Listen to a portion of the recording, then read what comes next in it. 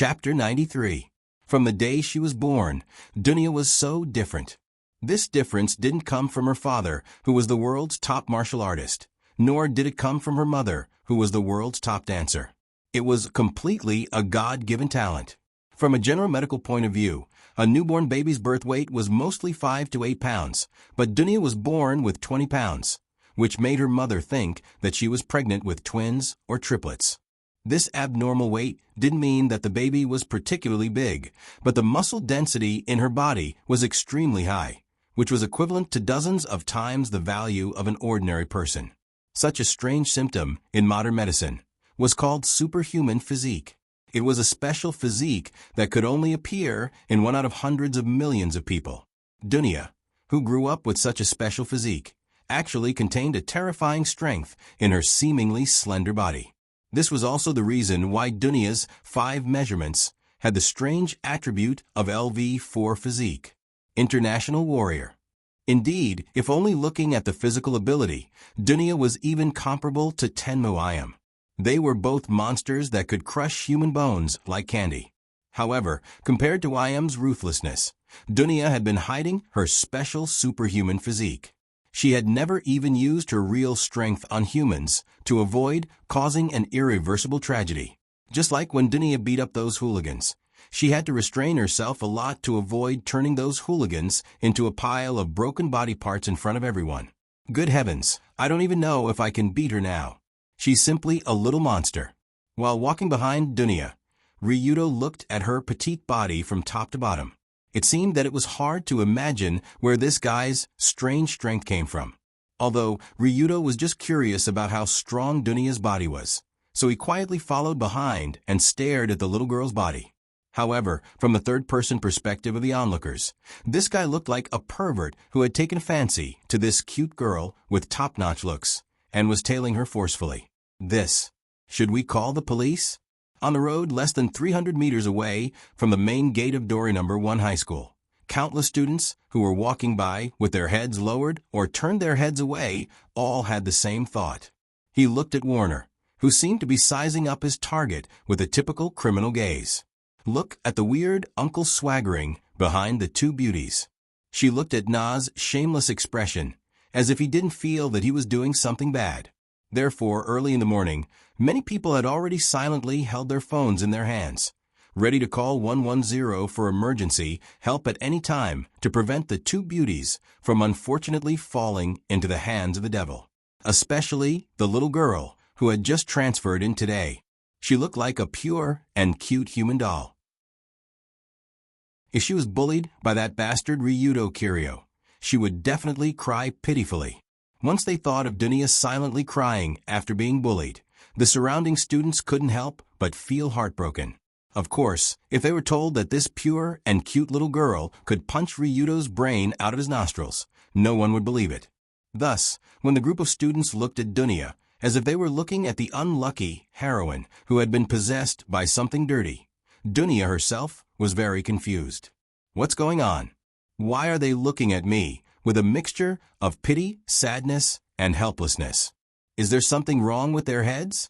For Dunya, who had just transferred to this school, she still couldn't understand how the words Ryudo Kiryu could be equated with scum. Naturally, she didn't understand why she would encounter such gazes.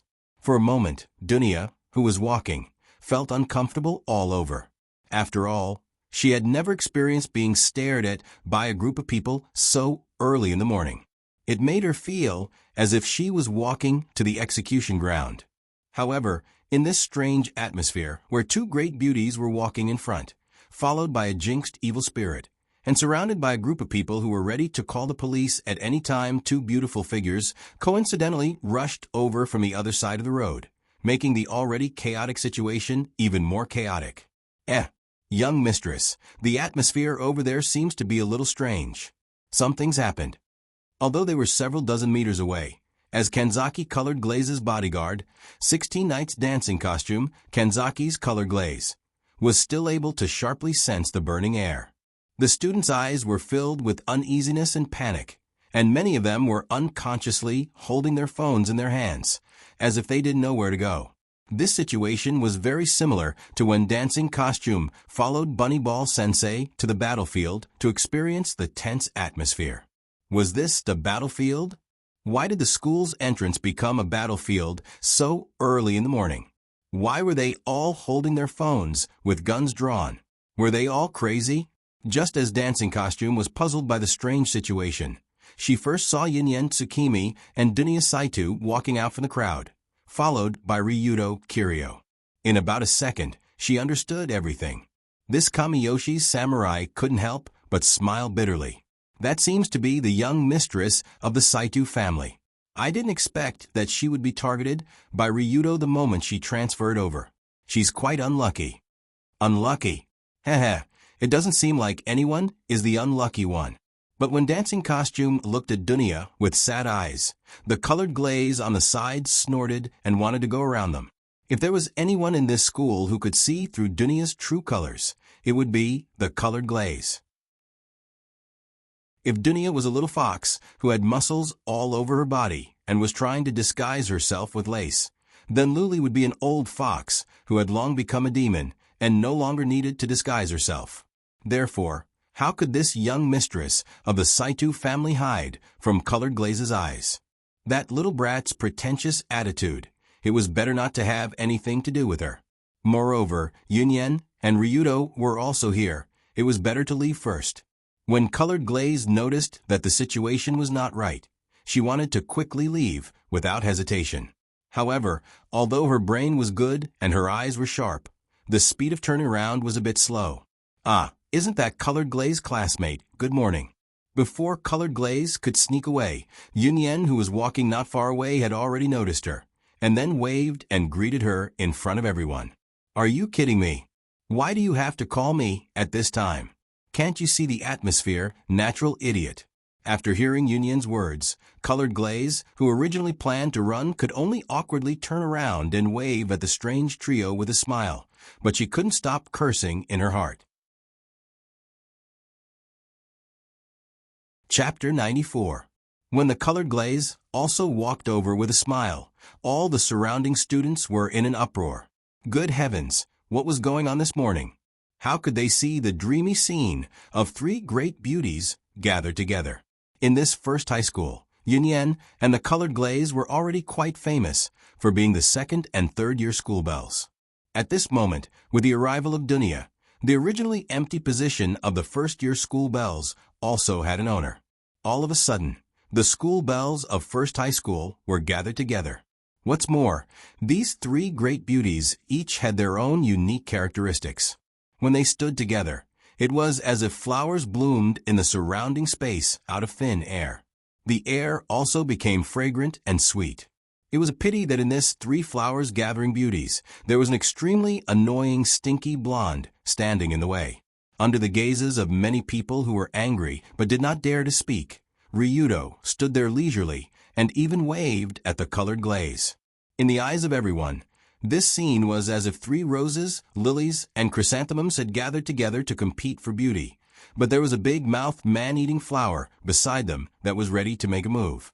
What kind of broken thing was this? If an artist dared to draw such a picture of hell, then that artist would definitely be dragged out and drowned in a pig cage.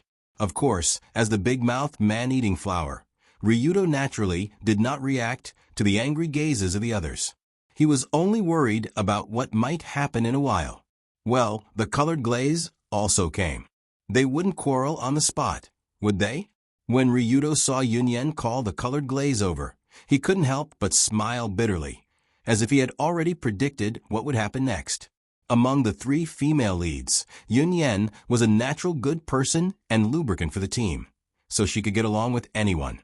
However, the attributes and personalities of the other two were seriously incompatible.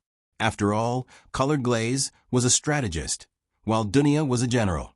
One relied on intelligence, while the other relied on strength. In the first place, it was easy for one to get along with the other, not to mention that Dunya was willful and liked to put on an act. Colored Glaze could see through her at a glance, so it would be strange if they got along well. On the other hand, Dunya was not used to seeing Colored Glaze, who was a classic lady from every angle. She also felt that colored glaze was too fake, and she was fake from head to toe. Therefore, when the two of them were about to meet, this was what they were thinking. Colored glaze. Humph, what a fake young lady. It's a pity that you're not good enough at pretending. You don't know what you're talking about.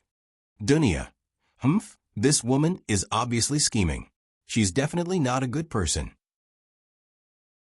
However, although both of them thought so, they naturally couldn't openly express their disgust in public.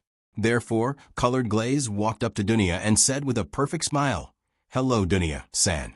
Nice to meet you. I'm Kanzaki Colored Glaze. Nice to meet you." Dunya also covered her mouth and pretended to be surprised as she replied, "Ah, are you Colored Glaze-san? I've heard so much about you. I didn't expect to meet you here." "Dunya-san, you're new here. If you need any help, please don't hesitate to ask. No need to be polite. Is that so? Thank you very much. I just transferred here and felt a little nervous, but with Colored Glaze-san and Yunyen-san here, there's nothing to be afraid of." Hee hee hee. Humph, humph, humph. What's going on? Why do I feel like they're not having a normal conversation? On the surface, Colored Glaze and Dunya's conversation didn't seem like there was anything wrong with it. It was just normal social talk. However, some of the more sensitive students around them also keenly felt the strange atmosphere that pervaded their bodies. How should they describe this feeling? It was just like in a palace drama. The Empress and the new concubine clearly didn't like each other and wanted to strangle each other, but they had to pretend to be harmonious in front of the Emperor. And that Emperor was this Ryudo-sama. When he thought about how the three beauties in front of him were all part of his harem, Ryudo felt like he was really awesome. Thus, he couldn't help but put his hands on his waist and puffed out his chest. He stood beside the three beauties and put on an arrogant posture that said, "Look, this is my harem." However, in the eyes of others, this posture was, "Are you crazy? The three beauties are standing together and chatting. Why is a monster like you posing on the side?" Fortunately, this degree of visual torture quickly passed. Under Union's lead, Dunya and Colored Glaze also pretended to chat as they walked into the school. That morning, the first high BBS forum naturally erupted into an intense vortex of posts. With the transfer of the first-year beauty Saito to Gunya, Dori First High School finally had its own school beauty, Miyako. At the same time, because of Dunya's prominent identity, in just a few short hours, her background was posted on the forum. Most people had a preliminary understanding of this ancient martial arts family's young miss. Of course, the things that happened in the White Lotus Girls Academy before were not exposed. After all, it was a semi-closed aristocratic girls' academy. The things inside rarely spread to the outside. Originally, Ryudo didn't have any thoughts about Dunya's transfer for the time being. At most, he planned to talk to her when he was free. Who knew that when he was eating with Colored Glaze at noon, Ryudo unexpectedly heard new information. Colored Glaze picked up a cup of tea, took a sip gracefully, and said inadvertently, recently, "The Saito Guildhall and the Heavenly Eye Group seem to be in conflict. The conflict between the two sides is intensifying." "What? There's such a thing?" Hearing this, Ryudo put down the chopsticks in his hand and asked in a surprised tone. In the third storyline of the original work, the Saito Guildhall and the Heavenly Eye Group did frequently have conflicts in the middle and later stages, but it was still early. Why did these two forces suddenly fight when it was still early? It is said that it was caused by an Augusta Westland AW-101 helicopter. Helicopter? Augusta Westland AW-101? When Ryudo heard this model, he couldn't help but touch his head, because he seemed to be familiar with this model. According to Colored Glaze, about a week ago, there was a helicopter belonging to the Heavenly Eye Group flying randomly in Yodo. Just when the helicopter was flying at a low altitude, the wind pressure shattered the glass of a Saito martial arts hall, and the glass accidentally scratched the face of the curator's wife. Therefore, the curator angrily called a group of people to chase after the plane. When the plane landed at a maintenance point in the suburbs to resupply, they caught the pilot, beat him up, and smashed the plane into pieces. Although I don't know why the helicopter was sent, the helicopter was smashed, and the pilot was severely disabled. Heavenly I was said to be furious, so they turned around to deal with the Saitu martial arts all. Why do you have this expression? After Colored Glaze explained the conflict between the Heavenly Eye Group and the Saitu Guild Hall, she saw a strange expression on Ryudo's face, so she couldn't help but ask in confusion. Chapter 95. It's nothing. I just feel that the people from the Saitu Guild Hall are really fierce. That's right. Although they're just a private organization, they have a lot of connections in the political and business circles. They also have hundreds of thousands of disciples in the country. They're quite powerful. With Colored Glaze's intelligence, gathering, and leadership ability, she naturally knew how deep the background of the private organization, Saitu Martial Arts Hall, was.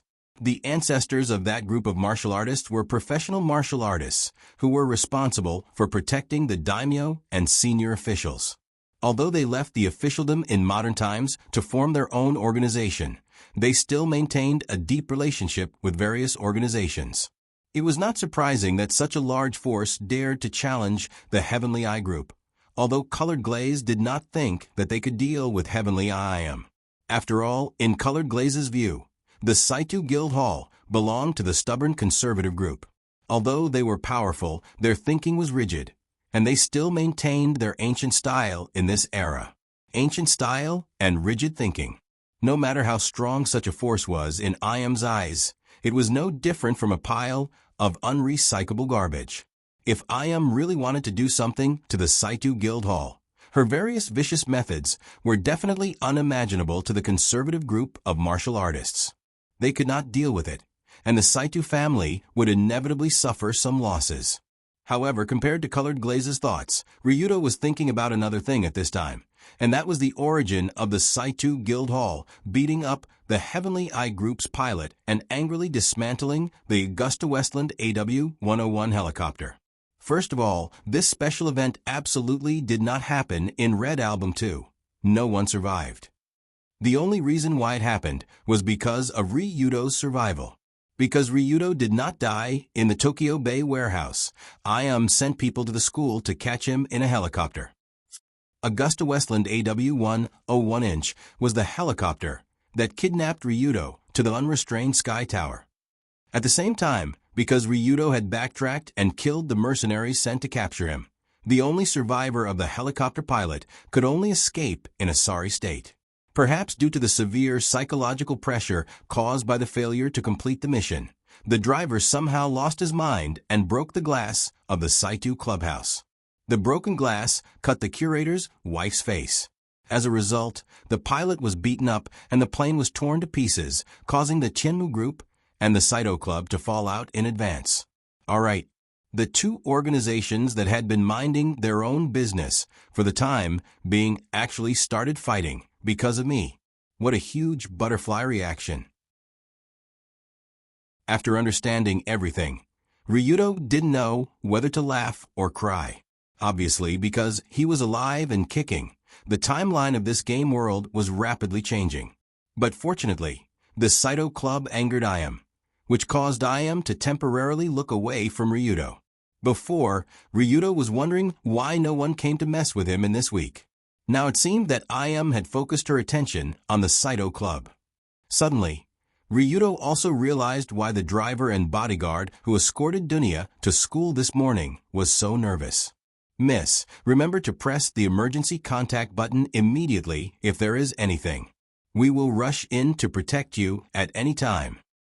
From the words of the bodyguard, it should be that Dunya's father knew that the Chenmu Group might play some dirty tricks, such as kidnapping Dunya. So he strengthened her security work and alert level. But no matter what, this was a matter between the two big forces for the time being. It was not Ryudo's turn to care for the time being. Anyway, he still had to eat and play. He slept in the familiar second class B to replenish his energy and wait for the arrival of the night. Around 8 o'clock that night, in the nightfall of Tokyo, a car sped across the spacious road.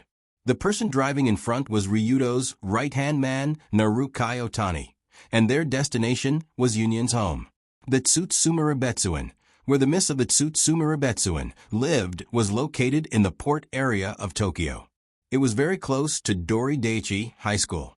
It was a distance that could be reached quickly by walking, but she would still be escorted by an exclusive vehicle every day. Not long after, the black car slowly drove into the wealthy area filled with mansions and courtyards. It stopped half a street away from the Tsutsuma Rebetsuin. When they were nearby, Long-do got out of the car and slowly walked over, sticking close to the wall like a thief. According to the map given by Yunyen, I should wait for her here? When he came to the side of the Tsutsuma Rebetsuin, near an inconspicuous iron fence, Ryudo looked at the map on his phone again and confirmed that there was no problem with the location to pick up Yunyen. According to the discussion with Yunyen today, she would sneak out of here at around 8:30, get in Ryudo's car, and go to the Ginza Mokom to find Furamaki Sotaro for the assessment. Speaking of which, can senior sister Yunyen really come out of here? The fence is 3 meters high. Looking at the fence that was so high that even he didn't dare to say that he could casually climb over it, and there were spikes protecting it, Ryudo couldn't help but feel a little doubtful. But after he waited for a few minutes, a graceful figure quietly ran towards him, accompanied by the cool night breeze. It was senior sister Yunyen. However, she wasn't wearing her usual uniform.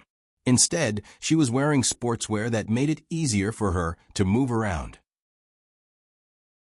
Furthermore, her cloud-like soft brown hair was tied into a refreshing ponytail. When Long-do saw senior sister Yunyen, he felt as if spring had arrived. It was as if the air around him had become fresher. Yunyen also ran to the fence under Ryudo's gaze, waved and smiled. "Sorry, did you wait long?" Looking at her cheerful appearance, she was like a girl who sneaked out to go on a date with her boyfriend. This made Ryudo nod his head first, then quickly reacted and shook his head. "It's okay, I just got here. How do you plan to get out of here?" Actually, there is a bit of a problem with the fence. Yunyen smiled and came to the edge of the fence. She stretched out her hand and pushed one of the seemingly solid, but actually loose railings, pushing out a gap of about 30 centimeters. Then she squeezed her soft body toward the gap, twisting left and right, and slowly squeezing out of the gap. Originally, Yunyen's escape method was not a problem. The problem was, well, she had a good figure, and she was wearing a tight-fitting sportswear. So when she squeezed through the railing, the two soft and towering slimes in front of Yunyen's chest showed a wonderful shape under the pressure of the railing, especially when the slime on the right squeezed through the railing, and together with the slime on the left, the cylindrical railing was sandwiched between the two peaks. This scene was simply a killer move for men. "Okay, Ryudo classmate, let's go. What's wrong with you?" After Yunyen finally squeezed her body out, she looked at Ryudo, who was squatting on the ground with his hands covering his face. She seemed to be a little puzzled by his sudden change. "No, it's nothing, just a little low blood sugar. Wasn't this too natural? Was this person trying to murder for money?" After a few seconds, Ryudo could not help but sigh, quickly stood up and walked toward the car with Yunyen. Chapter 96. The Ginza at night exuded a charming and colorful light. Red, green, yellow, and colorful, all kinds of signs competed with each other at the intersection, and the door to attract customers was also constantly wandering in the crowd. Wow! Is this the entertainment street at night? It looks so special. Yunyen, who was sitting in the back seat with Ryudo, excitedly looked at the scene she had never seen before, and her pretty face almost stuck to the window. In the past many years of life, Yunyen had never been allowed to go shopping at night, let alone come to this kind of place, so it was not difficult to understand why she would feel excited. When they came to the alley where they learned from Furamaki, Ryudo ordered, "Narukai, stop here. Second generation head. This area is full of fish and dragons. If you want to take Miss Yunyen with you, it's best to disguise yourself." Before getting out of the car, Narukai looked at Yunyen's inexperienced appearance and couldn't help but remind her. Insiders clearly knew that Tokyo at night was a devil's den, especially in the streets and alleys. No one could guarantee what ghosts they would encounter at the corner. Yunyan, who wore sportswear, had pure eyes and an innocent expression, was definitely the kind of person who was most likely to get into trouble in Tokyo's Devil's Den at night. I know. Yunyan, come and put this on. Ryudo was naturally very clear about this kind of thing, so before getting out of the car, he deliberately took out a mask and a hat and handed it over. The mask could cover most of Yunyan's appearance, and the hat could also stuff all the cloud-like soft hair, so it was almost foolproof. Wow, this is really fresh. After covering most of her peerless appearance and temperament, Yunyan followed Ryudo into the depths of the alley. Yunyan looked around at the eerie alleys on both sides. It was her first time here, and she couldn't help but look around curiously. Ryudo taught him as he walked, just turn your eyes left and right and observe your surroundings. Don't move your head around. If you reveal that you're a novice in the dark alley, you'll be targeted easily at night. Is that so? Also, it's best to stick your hands into the bag as much as possible and pretend that you're ready to grab something. I see. This is common knowledge in the underground world. As Yunyan followed Ryudo through the alleys, she quickly wrote down the underground knowledge that might be useful for her writing. Not long after, the two of them arrived at the empty space in the alley where Ryudo and Furamaki had learned Furamaki-style martial arts. At this moment, Furamaki Sotaro seemed to have been waiting here for a long time. His back was facing the entrance of the alley, and his hands were behind his back. He was posing like an otherworldly expert. If I didn't come, he wouldn't have planned to stand like this for the whole night, right? Seeing Furamaki addicted to showing off, Ryudo couldn't help but have the worst thoughts. After hearing Ryudo's footsteps, Furamaki, who was dozing off with his back facing Ryudo, immediately said, without turning his head, "You're here?" I'm here. Since you can come here, it means that you must be very confident in yourself. You can. Hey, who is this? Originally, Taro Gumu had intended to make a dashing turnaround halfway through his speech to show off his master's lofty attitude in front of Ryudo. However, the moment he turned around, he was stunned.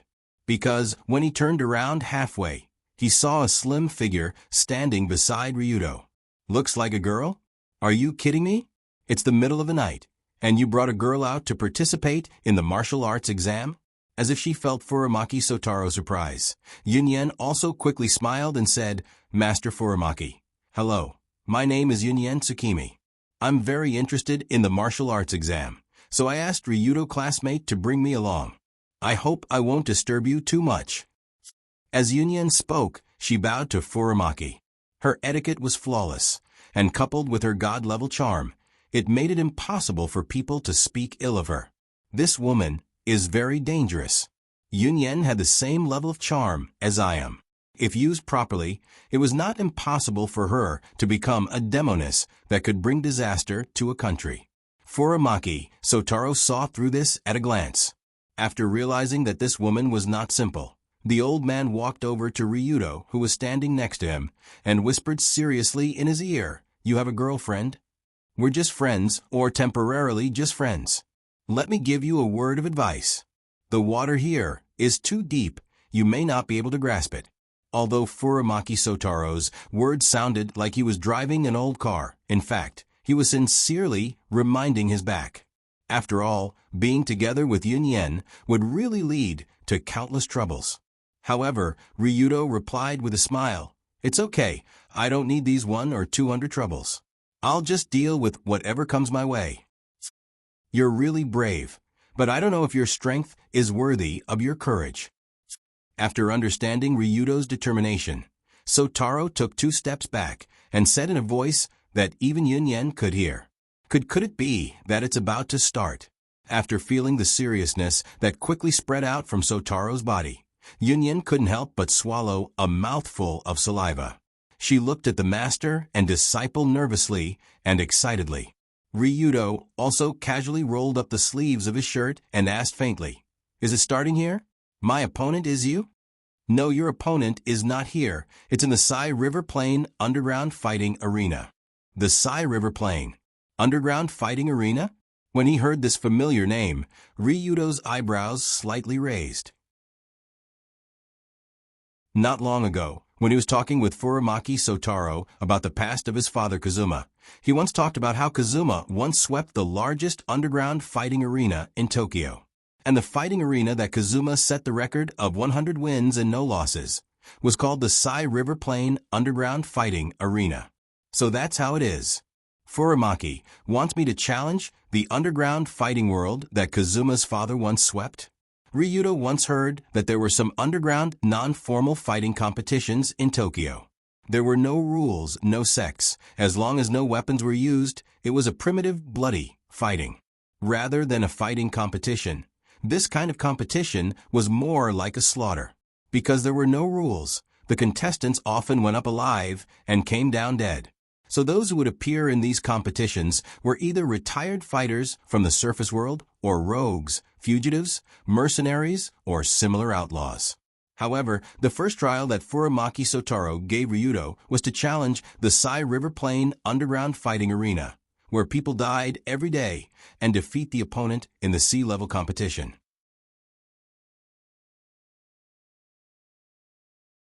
Chapter 97. Racing River Plains Underground Fighting Arena. It's not hard to understand the fighting arena, but what kind of place is Racing River Plain? Is there such a street in Tokyo? It doesn't sound very auspicious. After listening to the trial conditions of the old man Furamaki, Yunyen first nodded and then asked doubtfully. In ancient mythological records, after people died, they would go to the River of Three Roads and ride the death god's boat from the shore to the opposite shore. And this shore area where the death god's boat was called Saihara. In other words, this place was the last stop on the way to the other shore, and the closest place to the underworld. Such an inauspicious name, it was hard to imagine who would use this name to name an area. Otherwise, if you took a taxi home at night and the taxi driver asked you where you lived, and you replied, "Go to Saihara," you would scare the driver to death and think there was a ghost. But in fact, Saihara was a mysterious place that only a few people in Tokyo knew about. It was equivalent to an urban legend. It was said that somewhere in Tokyo's West Park there was an abandoned subway station. Because of the surrounding expansion, the subway station was surrounded in the gap between the public toilet and the park, but for some reason it was not completely demolished. Therefore, the homeless, who often wandered in the park, occupied this place. They occupied this abandoned area that was said to be no less than the West Park itself. And under the leadership of the Tokyo homeless boss Saihara Merchant, the homeless transformed this place into an underground amusement park for the rich.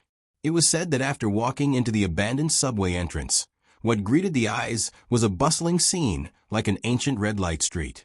The narrow road of only about 10 meters was paved with a bright red carpet. Red oil paper umbrellas were placed on the ground every few meters, exuding an antique atmosphere. Small pink lanterns were hung at the door of the wooden houses built on both sides. From the outside, one could see that inside the half-covered room, there were many women wearing kabuki costumes and heavy makeup. If one wanted to accurately describe the style of this Saihara underground street district, it was as if the customs of the Edo period hundreds of years ago were presented, giving people a feeling of time and space reversal. However, most of the people walking on the street were wearing masks and expensive suits. They looked like rich men with greasy hair and powdered faces. This made people jump out of the fun of the Edo period and return to the dirtier modern world. Was this the legendary Saiji River original underground street district? The construction was quite decent. Not long after, Longdo and Yunyen walked through many small alleys under the lead of Taro Gumu. In the end, they even went around a public toilet and a park. Finally, they passed through the abandoned subway and arrived here. Even Ryudo was dazzled by the magnificent underground world. Yunyen was so excited that she almost screamed. She stretched out her trembling hand and pointed at a red oil paper umbrella in the corner not far away. There was a bed under the umbrella.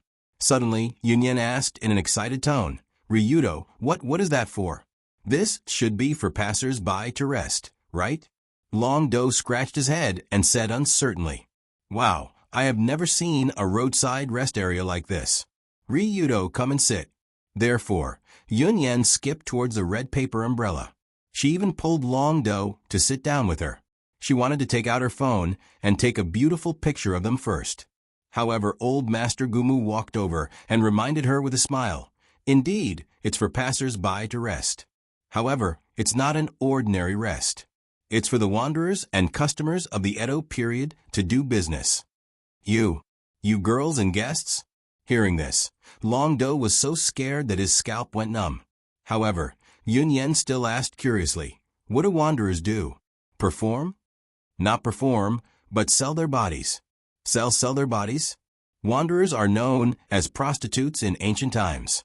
They sometimes have sex with customers under the red oil paper umbrella by the roadside to attract more customers to continue their business.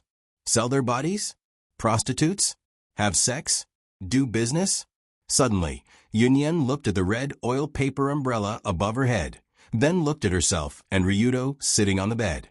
Her brain couldn't process such interesting information in a short time. 3 seconds later, Yun Yan blushed and quickly pulled Ryudo up from the bed. At the same time, she completely deleted the photo in her phone.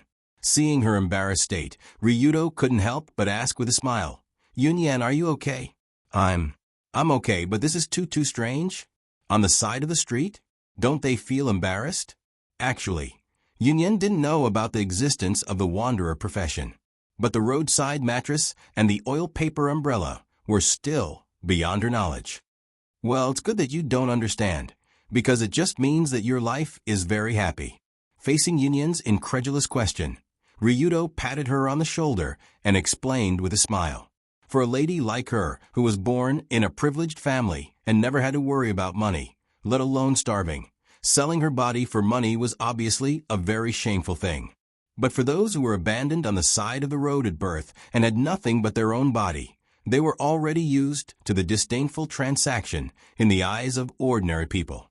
In the face of the threat of survival, dignity, they were worthless. This was not only the world of the wanderers, but also the world of those who were not accepted by society, such as extreme Taoists. Everyone living in the underground world had already done their best to survive, and there was absolutely no extra time to care about other things. There was no doubt that such a world was abnormal, but it did exist. Not only in the Edo period, but even in this glamorous modern society, it still existed. After listening to Ryudo's explanation, Yun Yan fell into silence for a while. It wasn't that she didn't understand Ryudo's words, but the more she understood, the more she found that she didn't seem to understand anything. Just as Ryudo said, Yun Yan's life was very happy. So she didn't experience the hardships of life and didn't experience the bitterness of bowing down for 5 buckets of rice. Perhaps it was because of this ungrounded life experience that caused Yun Yan's novel to be completely out of the ordinary. It gave the reader the feeling of a heavenly steed soaring across the sky, flying up into the atmosphere, and then hovering between the sun and Mars. Therefore, for Yun Yan, this trip to the Sai River Plain did indeed give her a lot of knowledge. Especially when they arrived at the underground fighting arena where a huge iron cage that looked like a coliseum was placed in the middle. Many rich people were drinking and chatting around it while excitedly cheering for the 2 brawny men in the iron cage, the original fighting arena of the Sai River.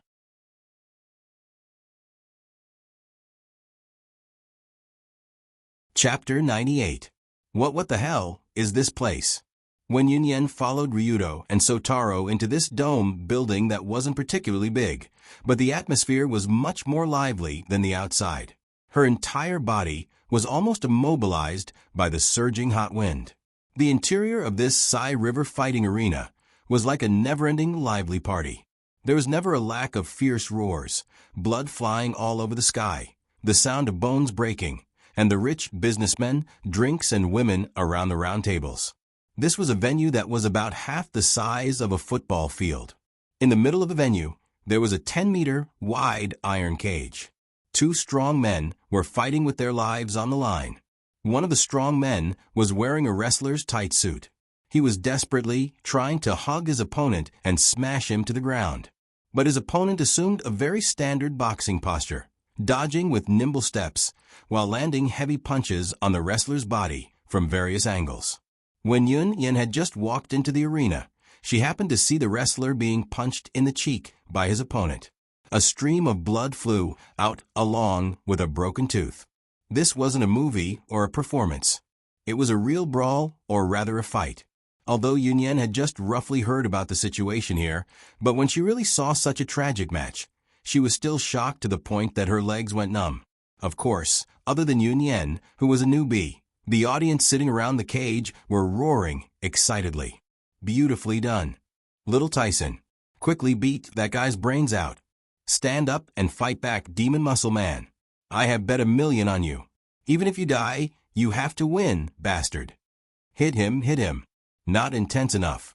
Hit him harder. At this moment, there were no more than 100 people sitting around the round tables.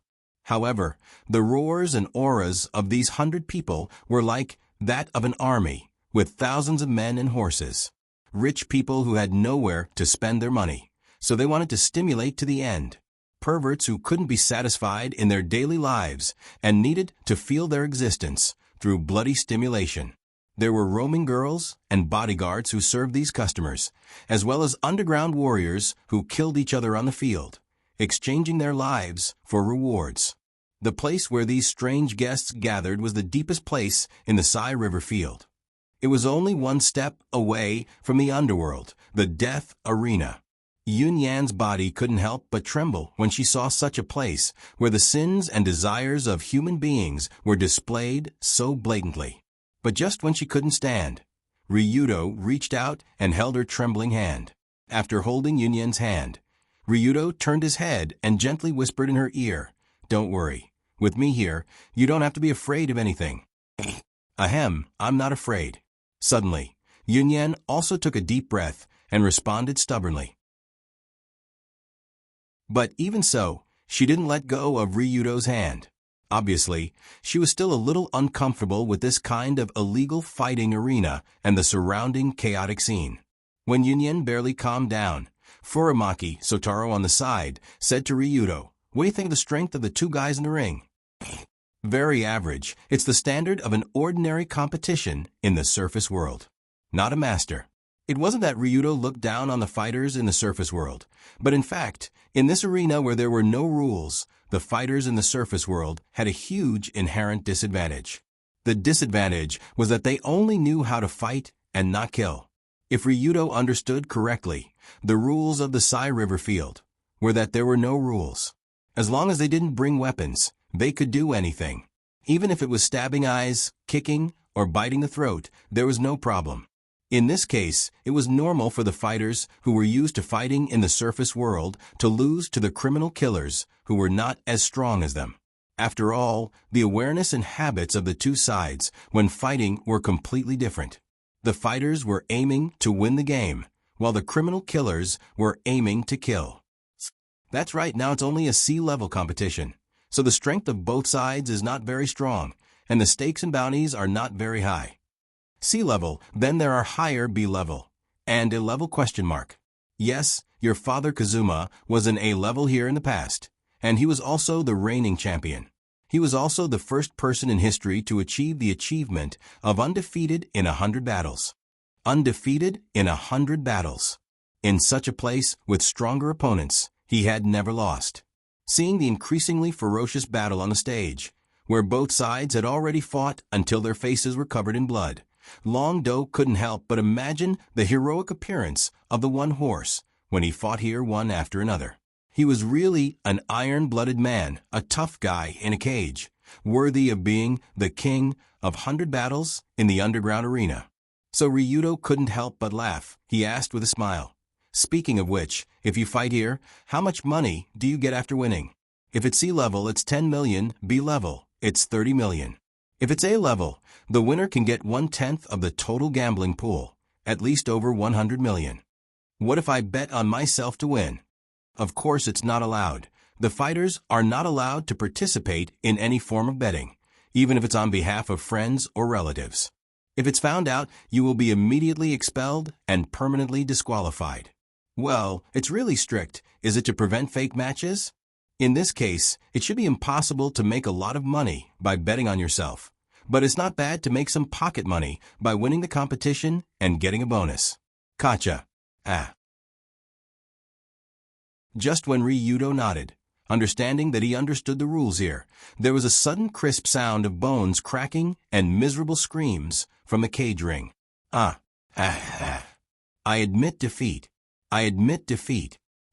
Ryudo looked toward the ring, only to see that the boxer, nicknamed Little Tyson, who had been attacking ferociously, was rolling on the ground while hugging his leg. Below his knee, his leg was in a twisted shape. It didn't look like a human leg, but more like a thick fried dough twist. It was obvious that his opponent used some sort of joint lock to break his knee. But even though the boxer had already shouted to admit defeat, the wrestler, who had been beaten black and blue, still jumped up mercilessly. That sturdy body that weighed at least 200 kilograms was suddenly pressed down on him. Kaboom! Accompanied by a loud bang, Little Tyson, who was crushed by the jump, spat out a mouthful of blood and fainted, announcing the official end of the match. Is that person still alive? Seeing the cage slowly rise and the medical team carrying Little Tyson away for treatment, Yunyan asked uneasily, "That's none of our business, kid. Go over there and register as a fighter, then request for a last-minute extra match." After watching the thrilling match, Furamaki Sotaro pointed at another tunnel not far away, indicating to Ryudo that it was time for him to go on stage.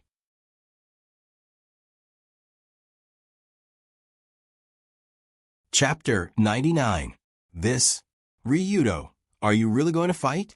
Fighting in that kind of place? Hearing this, Yunyan realized that they were not here for sightseeing. Ryudo was also going to fight, but when she saw the extremely bloody fight just now, Yunyan quickly pulled Ryudo's clothes, as if she wanted to stop him from doing something stupid. "Don't be nervous. Those stinky fish and shrimps can't even touch a strand of my hair. You just sit here and admire my heroic appearance." Long Do smiled as he led senior sister Yunyan to an empty table and arranged for her to sit down. He then called for some maids to prepare some wine and food. In the end, Long Do invited old master Gumu to sit here and watch over senior sister Yunyan. Then he walked towards the contestant passage alone. When he entered the contestant passage, a woman in a professional uniform bowed and asked, "Hello, what can I do for you?" "I want to register as a contestant of the battle arena, and I want to fight immediately." "No problem. Please come here to register your personal information." It seemed that she had seen this kind of unexpected situation many times. The waiter also quickly led Ryudo to register the contestant. But when she saw the name that Ryudo filled in the registration form, the waiter couldn't help but widen her eyes. "Your name is Ryudo Kiryu?" "Yes." "I see, I understand. Please wait in the lounge over there." When Ryudo walked toward the lounge, the information he just filled in was quickly sent to the owner of the battle arena. "So that's the case. Ryudo Kiryu, the son of that guy, actually wants to register as a contestant, Looking at the registration form in his hand, the fat middle-aged man couldn't help but show a nostalgic expression. As everyone knew, the area of Sai River Plain was established by a homeless king named Sai Hana Merchant. At first, he just hired homeless people to collect and sell information, but later, he developed into the king of information in Tokyo. It was said that there was nothing in Tokyo that he didn't know. Of course, if one wanted to buy some kind of information, the price one had to pay was quite shocking. However, from the outside, the florist looked like an ordinary middle-aged gambler. He was wearing a jacket with the word Sparrow printed on it and 2 large gold chains hanging in front of his chest. At first glance, one could tell that he was not a decent person. "Boss, is he the real deal?" At this time, a strong black man who handed over the registration form stuttered. This burly black man looked like a tiger with a tiger head and a tiger brain. However, the sturdy muscles on his body and the countless scars on his face warned others that this guy was not an easy opponent to deal with. "Of course it's the real deal. Not long ago, when I got the news that he came in, I thought that this kid was here to have some fun. Who knew that he would give me such a big surprise?" For the flower merchant who had the lifeline of intelligence, he already knew that Ryudo, Yunyen, and Sotaro had come here together. But the flower merchant didn't think that a mere 16 years old high school student would have the guts to sign up for this battle arena competition. The younger generation will surpass us in time, as expected of your son, Kazuma. The flower merchant turned his head and looked at the photo on the wall. The man in the photo was holding up a golden belt that represented the king. This was the highest honor that the king of the underground battle arena received after defeating 100 opponents. So the flower merchant quickly picked up the microphone and said to the staff, "Immediately arrange for him to participate in the C-class promotion competition. The sooner the better." "Yes, boss." Following the response from the other side of the microphone, Ryudo's first match, or Group 1, was in the midst of preparations. "What? My match is 3 consecutive matches? I have to defeat 3 opponents in a row?" When he heard the staff's explanation, Ryudo seemed a little surprised. "Yes, because this is the C-class promotion competition. You only need to win these 3 matches to advance to the B-class." "Then if I win these 3 matches, will there be a bonus?" "Of course, there will be a total of 30 million yen, but the premise is that you have to win until the end." "Very good. I'm ready to go at any time." Although it was a bit strange that he could participate in the promotion competition as soon as he came to the battle arena, Ryudo could understand the reason. After all, he was the son of the king of the battle arena, Kazuma Tong. From the perspective of the owner, it was understandable that he was given some preferential treatment. Of course, the promotion competition, as soon as he came in, could be considered as preferential treatment, or it could be considered as another kind of test. But since the owner here thinks so highly of me, then I won't be polite with the 30 million reward. In this fierce atmosphere, 5 minutes later, Ryudo was invited to the contestant channel, and he walked alone to the center of the ring. As his figure gradually appeared in the ring, the host on top of the stage excitedly shouted, "Ladies and gentlemen, now there is a fighter who signed up at the last minute, and his identity is absolutely unimaginable. 10 years ago, an undefeated king of the battle arena returned triumphantly with a golden belt. 10 years later, his son came to inherit his father's position. Let us use the warmest cheers to welcome tonight's promotion competition challenger, the legendary son, Kazumatong Ryudo." When this name was shouted by the host, there was a burst of fierce cheers around the ring, like a landslide and a tsunami. The heat wave was 100 times more intense than before, as if it was going to lift the round ceiling. Almost everyone at the same time focused their eyes on the young figure who was stepping on the ring, and stood up crazily and shouted, "Really? Is it really him? The legendary second generation of the Rulon group, Ryudo Kiryu?" Seeing the yellow hair on the signboard and the steps that didn't recognize anyone, many people who obviously knew Ryudo immediately cheered, while quickly calling their relatives and friends to come and watch this game that might be recorded in history. After all, this was a big news for the entire Sai River Plain, and it might also mean that a new legend was about to start tonight. However, when Ryudo came to the ring, his opponent had already been waiting there for a long time. Seeing the 2 contestants on the ring, the host also shouted passionately, and the first contestant who is responsible for facing the legendary son in this 3 consecutive matches is the Brazilian wrestler who just won a competition, nicknamed Devil Muscle Man, Ivan Bourne. At the other end of the ring, the wrestler Devil Muscle Man, whose face was still a little swollen but looked good, and who had just crippled an opponent's leg, showed a fierce expression to Ryudo.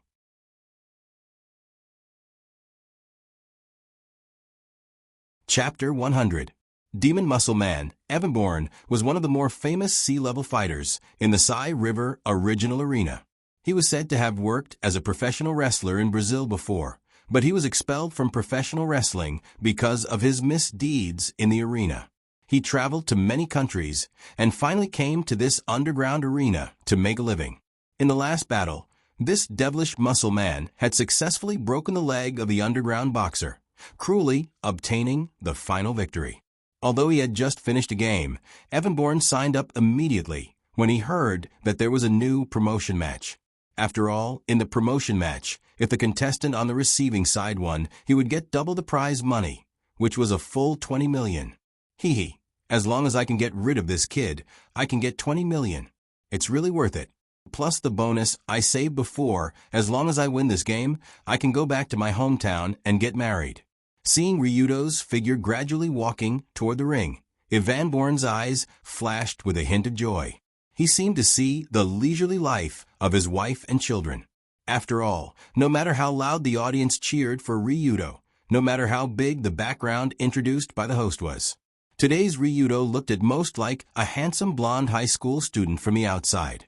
Such a blonde punk could scare ordinary people, but in the underground world, no matter how much he boasted, he couldn't be related to the word powerhouse at all. The height and body shape of 16 years old completely reflected the unique thin feeling of a teenager. Especially when he stood with the tall Evanborn, the comparison between the two sides was more like an adult beating a child. It was completely bullying. He's just a teenage bean sprout, and he dares to come up to the competition.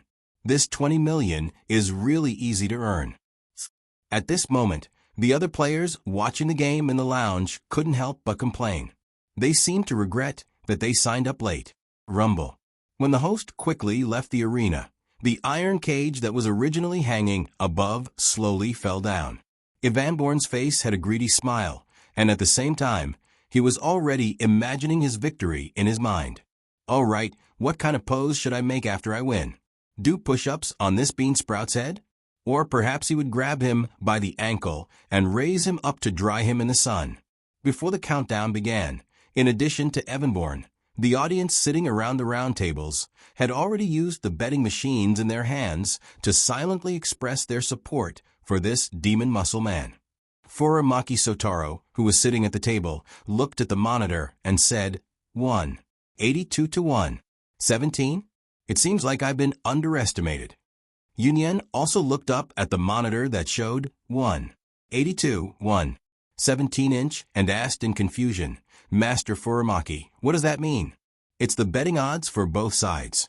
If you bet on Ryudo winning, it's 1-1. 82. And if you bet on the wrestler, it's 1. 1. 17. This means that those who bet on the wrestler winning are more one-sided. How could that be? Don't tell me everyone is so pessimistic. Originally, Yunyan wanted to say, don't tell me everyone is so pessimistic about Ryudo. But before she could finish speaking, she looked into the iron cage and saw Long Do and Ivan Byrne standing opposite each other like an adult and a child. She instantly understood the thoughts of the people who had placed their bets. Indeed, even if Ryudo came with the title of legendary child, he was too young after all. Even Kirishima Kazuma, who was known as the underground war god, was almost 30 years old when he became famous here. A man in his 30s was at the peak of his life in terms of physical ability, skills, experience, and other aspects. But a 16-year-old boy was still in the growth period, or even just at the beginning of the growth period. How could such a boy beat those experienced underground fighters? Therefore, although the surrounding audience was very excited about Ryudo's participation, there were very few people who really dared to bet on him winning. It could be said that he was a dark horse. Just when Yunyan thought of this, the host who left the iron cage had already shouted with the microphone. Countdown begins. 3, 2. Is it starting? Is he really going to fight with that strong man? Looking at Ryudo in the iron cage with the devil muscle man, Yunyan only felt that her heart was about to jump to her throat. 1. Match begins. No, I don't dare to look. Just as the host shouted, let the match begin, Yunyan unconsciously closed her eyes and stretched out her hand to cover it tightly, as if she was afraid to see the scene of Ryudo being beaten to the ground. But before Yunyan could cover her eyes and finish the sentence, Ryudo classmate, you must come down alive in her heart. There was a burst of thunderous roars all around. At the same time, the atmosphere around the arena was burning to the extreme. Immediately after, the host who just announced the start of the match shouted in disbelief, the match is over. The winner of the first match is the legendary child Ryudo Kiryu. What? After hearing the host's words, Yunyan trembled in fear and let go of her hand. Her eyes widened as she looked inside the huge iron cage. She saw the devil muscle man, Evan Bourne, who was ready to throw a heavy punch 2 seconds ago, had already fallen to the ground like a salted fish. His tiger eyes that were still glaring angrily were now rolled back. His chin was crooked at a strange angle, and there was a big shoe print on his face. It felt as if someone had given him a solid slap, causing his face to be crooked. One just like that? After realizing that the opponent had fallen to the ground, Yunyan looked at Ryudo, who was standing in the middle of the arena. At this time, Ryudo's face was not red and he was not out of breath. It was almost impossible to tell that he had just fought. Of course, from a certain point of view, it was indeed not a fight. At most, it was a one-sided beating. But in any case, this match ended too quickly and too suddenly. Although the audience did not expect the match to last for too long. But what everyone did not expect was that it was so fast that even the referee could not react in time. This earth-shattering match was later called the beginning of the legend. And according to the description of a spectator who was lucky enough to see the match with his own eyes, the situation at the time was roughly like this. How do I put it? In short, it was unexpected. Although Evan Bourne is not too strong as a professional wrestler, his ability to take hits is undeniable. It is not easy to KO him. The moment the referee announced the start of the match, Evan Bourne directly pounced on the opponent and tried to use the lock technique to drag the battlefield to the ground. This way, he could use the absolute weight difference to completely suppress the opponent. Looking at the way he pounced, it was terrifying. If he was facing a normal sea-level fighter, he should be able to take him down smoothly. Unfortunately, the opponent that day was not of this level. The second that the burly body pounced, young Master Ryudo stepped to the side, and his right fist hit Evan Bourne's chest like lightning. This punch seemed to be magical. After the punch landed, from our perspective, we could clearly see that Evan Bourne suddenly stopped. Although it was only a short second or so, it was enough. Young Master Longdo swung his left elbow and hit Ivan Bourne's chin at an extremely close distance. After Ivan Bourne lost his balance, young Master Longdo's left foot caught Ivan Bourne's heel and charged forward, knocking Ivan Bourne's entire body backwards and onto the ground. The back of the burly man's head hit the ground without any protection and made a loud bang. It was as if I could feel the vibration from the seat I was sitting in. I was worried that his brain matter would spurt out from his nose. Young Master Ryudo seemed to be worried about this, so he directly jumped up and used his full body weight to stomp on Evan Bourne's face. He helped Evan Bourne to step on the brain matter back. It was a joke, just to liven up the atmosphere. Of course, Evan Bourne was not seriously injured. He only stayed in the hospital for 3 years before he was released. The only small problem was that he suffered from a psychological illness of peeing his pants when he saw a high school student. At this point, the narration of the spectator who had watched the match ended here. This also showed how easy Ryudo's first victory was.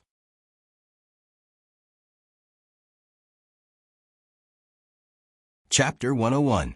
The winner of the first match is the legendary child, Ryudo Kiryu. Along with the referee's roar of disbelief, the first match ended as fast as lightning. According to the accurate statistics, the entire match only took 78 seconds. It was really like a flash of lightning. Is this real? I'm not dreaming, am I? Yunyan watched as the huge iron cage rose and Evan Bourne was carried away by a group of people to receive treatment. Her rosy lips couldn't help but slightly open, and her eyes were filled with astonishment. How is this possible? Such a strong and powerful wrestler was defeated by Ryudo just like that? Other than Yunyan, the rest of the audience were also shocked by this shocking scene, and constantly let out thunderous roars. Oh, what did I just see? That's too strong. As expected of the legendary child, it seems like he came prepared. Get those idiots over here right now. If there's a woman, throw her aside. If you don't watch such an interesting match, you'd be wasting your life. For a moment, Ryudo, who was standing in the middle of the field, became the focus of everyone, including Furamaki Sotaro, who was also staring at the youth. Good Lord!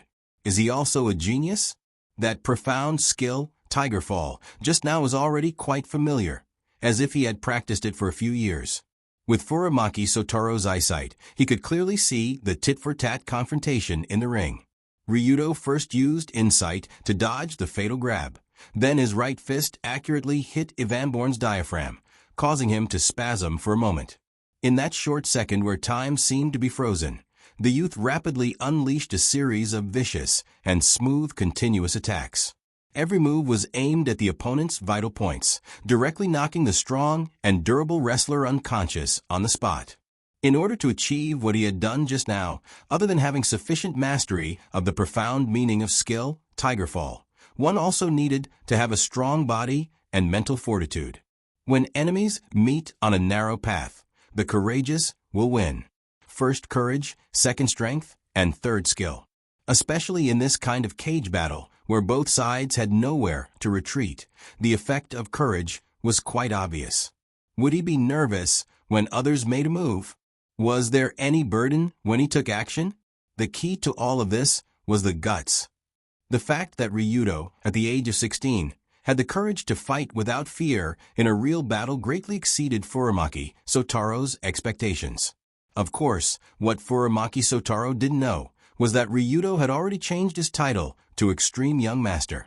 After changing to this title, his courage had already reached the level of Level 4 International Warrior. It could be said that he was in a state where he was full of guts and was not afraid of anything even if the sky collapsed. However, although the first fighter had been carried off the field, the competition was not over yet. Not long after, the second fighter had already quickly walked towards the ring under the host's shout. Because this was a promotion match, Long Do had to defeat 3 opponents in a row, and there was no time to take a breather. Therefore, when the middle-aged man wearing a Taekwondo uniform with a fierce face and the word Fierce Tiger printed in Korean on his back walked towards the ring, the audience suddenly became excited again.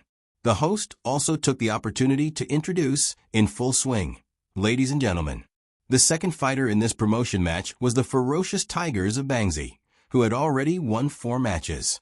Park In-young. Let us welcome him with a warm round of applause. In the cheers of the surrounding audience, Park In-young walked steadily into the cage ring that was being opened. While he was on the stage, the fighter had been looking straight ahead, as if he was not affected by the surrounding noise at all. When she saw the straight figure, Yunyan asked in confusion, "What's going on?" This fighter seems to give off a different feeling than the previous wrestlers. Sotaro next to her explained, because this guy belongs to the type of Tao Seeker. His aura is more serious, without the stench of money. Tao Seeker? What does that mean? Although most of the people who come to this underground fighting arena are here for money, there are also a small number of people who want to become stronger. These fighters who don't covet fame and fortune and only pursue strength are called Tao Seekers. So that's how it is. Then Ryudo is also a Tao Seeker. Of course he is, as the successor of the Furamaki-style martial arts. How can he fight for money? That's too vulgar.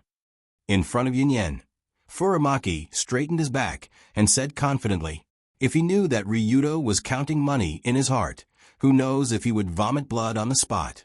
However, even at this time, Furamaki was already quite optimistic about Ryudo. But when the man who was said to be a Special Forces fighting skills coach stood in front of Ryudo, the iron cage above slowly fell down. Furamaki still couldn't help but secretly break out in a cold sweat for his disciple.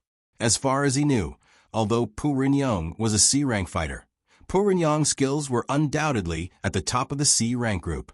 Different from the Devil's Muscle Man Evanborn, who only had a strong physique but extremely rough skills, Park In-young had good attainments and skills and extremely rich combat experience.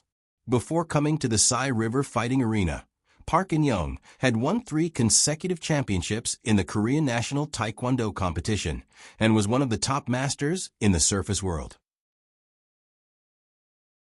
After he mastered the kicking Taekwondo to the point of perfection, because he couldn't find an opponent in the surface world, he transferred to the inner world to compete in underground fighting skills. Of course, the purpose of this man coming here to compete was purely to better train himself, not to get paid. Therefore, fighting with this type of fighter was much more difficult than fighting the Devil's Muscle Man. Countdown begins. 3, 2, 1. Match begins.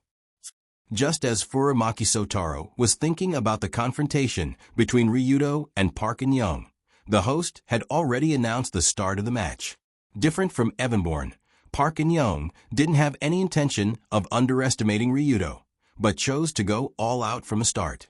This young man's strength is not ordinary, but he is not my opponent.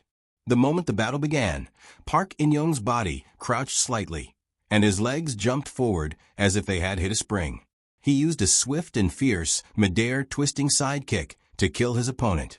When this kick was out, Park In-young's waist and right leg twisted greatly with his hip joint as the axis, perfectly transmitting the strength to his foot, and accurately kicked Ryudo's neck. What a beautiful flying kick, especially from the perspective of a third party. It was as perfect as a textbook. Moreover, this kind of mid-air kick that accumulated the strength of the whole body and even added weight couldn't be blocked. It could only be dodged. This was basically the consensus of everyone present. After all, the strength of the leg was 3 times stronger than the hand, especially this kind of kick that a kicking master used all the strength in his body. The strength was enough to break an arm like a twig. However, in the next moment, Ryudo didn't care and stretched out his hand, blocking the side of his body with his forearm. What the hell? Is this guy crazy? Seeing Ryudo stretch out his arm to block Park In-young's kick, the audience wondered if some strange liquid had suddenly entered his brain. If it was a muscular man with arms thicker than his thighs blocking, it would be fine, but how could a teenager like you block it? Your arm is not even as thick as a baseball bat. Won't this kick break your bones? Bang. In the next moment, that fierce side kick directly swept Ryudo's left arm. At the same time, Ryudo's right fist also landed on Park In-young's crotch. Poochie. The moment the fist landed, everyone seemed to hear the sound of something breaking.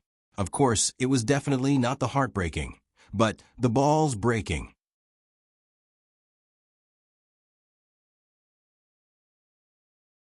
Chapter 102.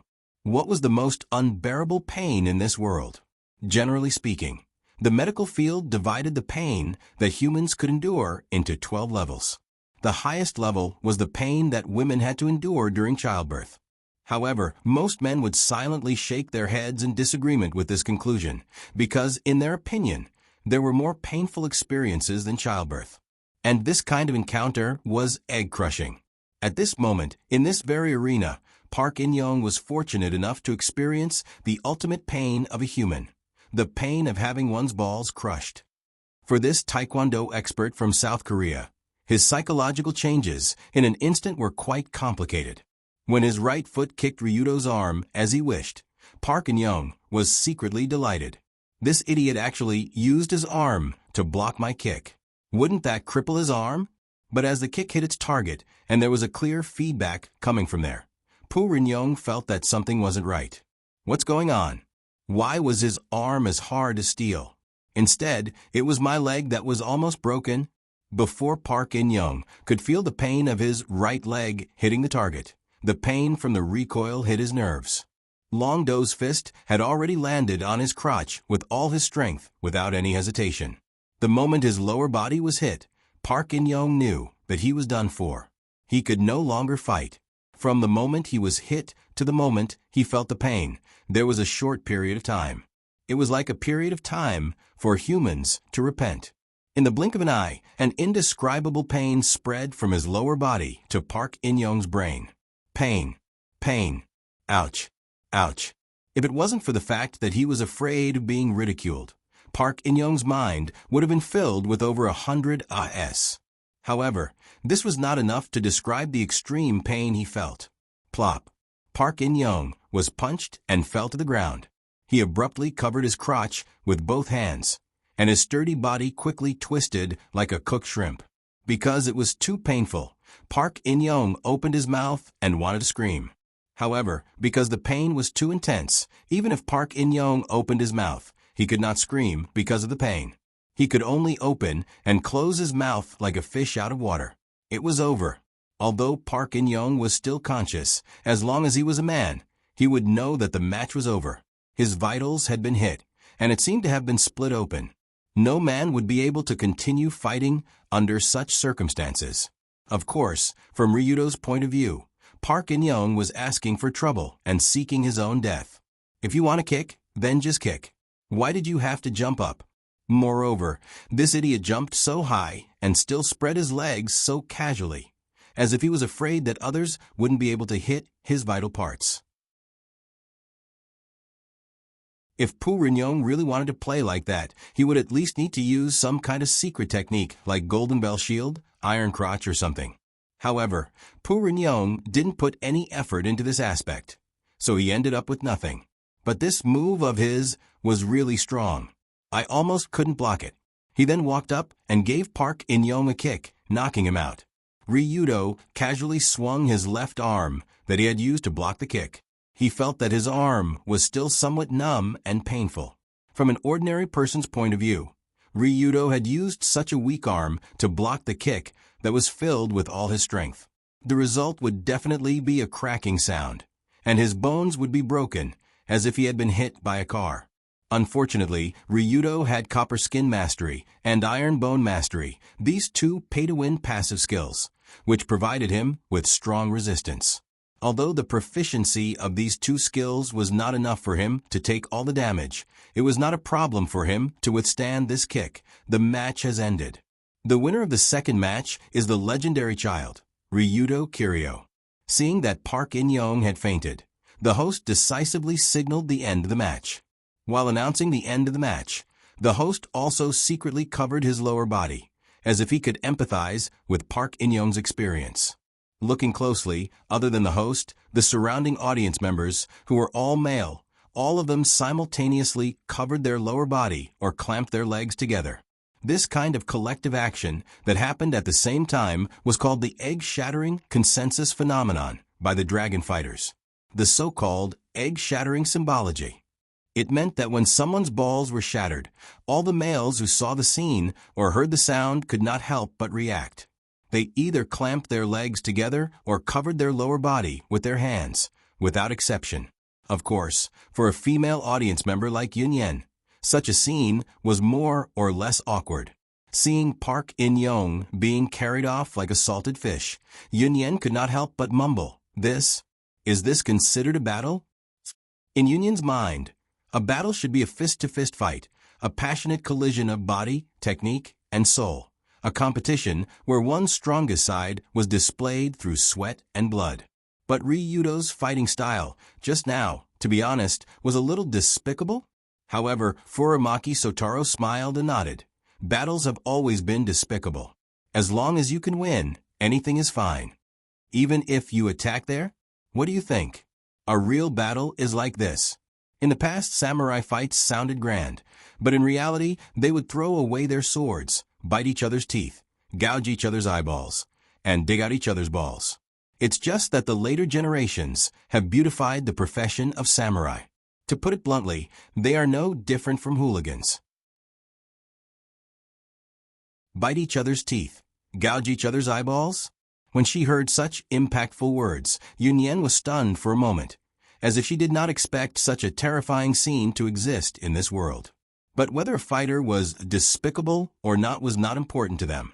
The most important thing was whether they walked off the stage standing or laid down on the ground. With the end of the second match, the third match was even more in line with Furamaki Sotaro's words. When Ryudo continued to kill his second opponent, the third match did not immediately begin. Under the arrangement of the host, some staff members walked onto the stage with some messy things and began to arrange things around the stage. What is the meaning of this? Why do they have to put things on the stage? Yunyan looked at the staff members in confusion, as if she was somewhat puzzled by the sudden change. This is one of the special rules of the competition, the prop battle. Prop battle? Does it mean that we can use props? Well, the last match of every promotion match is always a special match. The prop battle means that there will be many props other than normal weapons placed on the stage to see who can make better use of these props. Looking at the props piled up on the stage, the old man showed a dignified expression.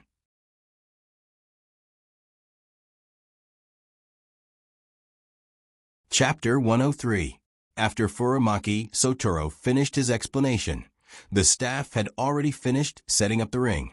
At this time, the originally not-so-spacious ring was placed with benches, bicycles, KFC signboards, flower pots, railings, and other common street things. How to describe the feeling these small props gave people? It was a little subtle. Do you think these small props like benches are weapons? They definitely can't be considered weapons.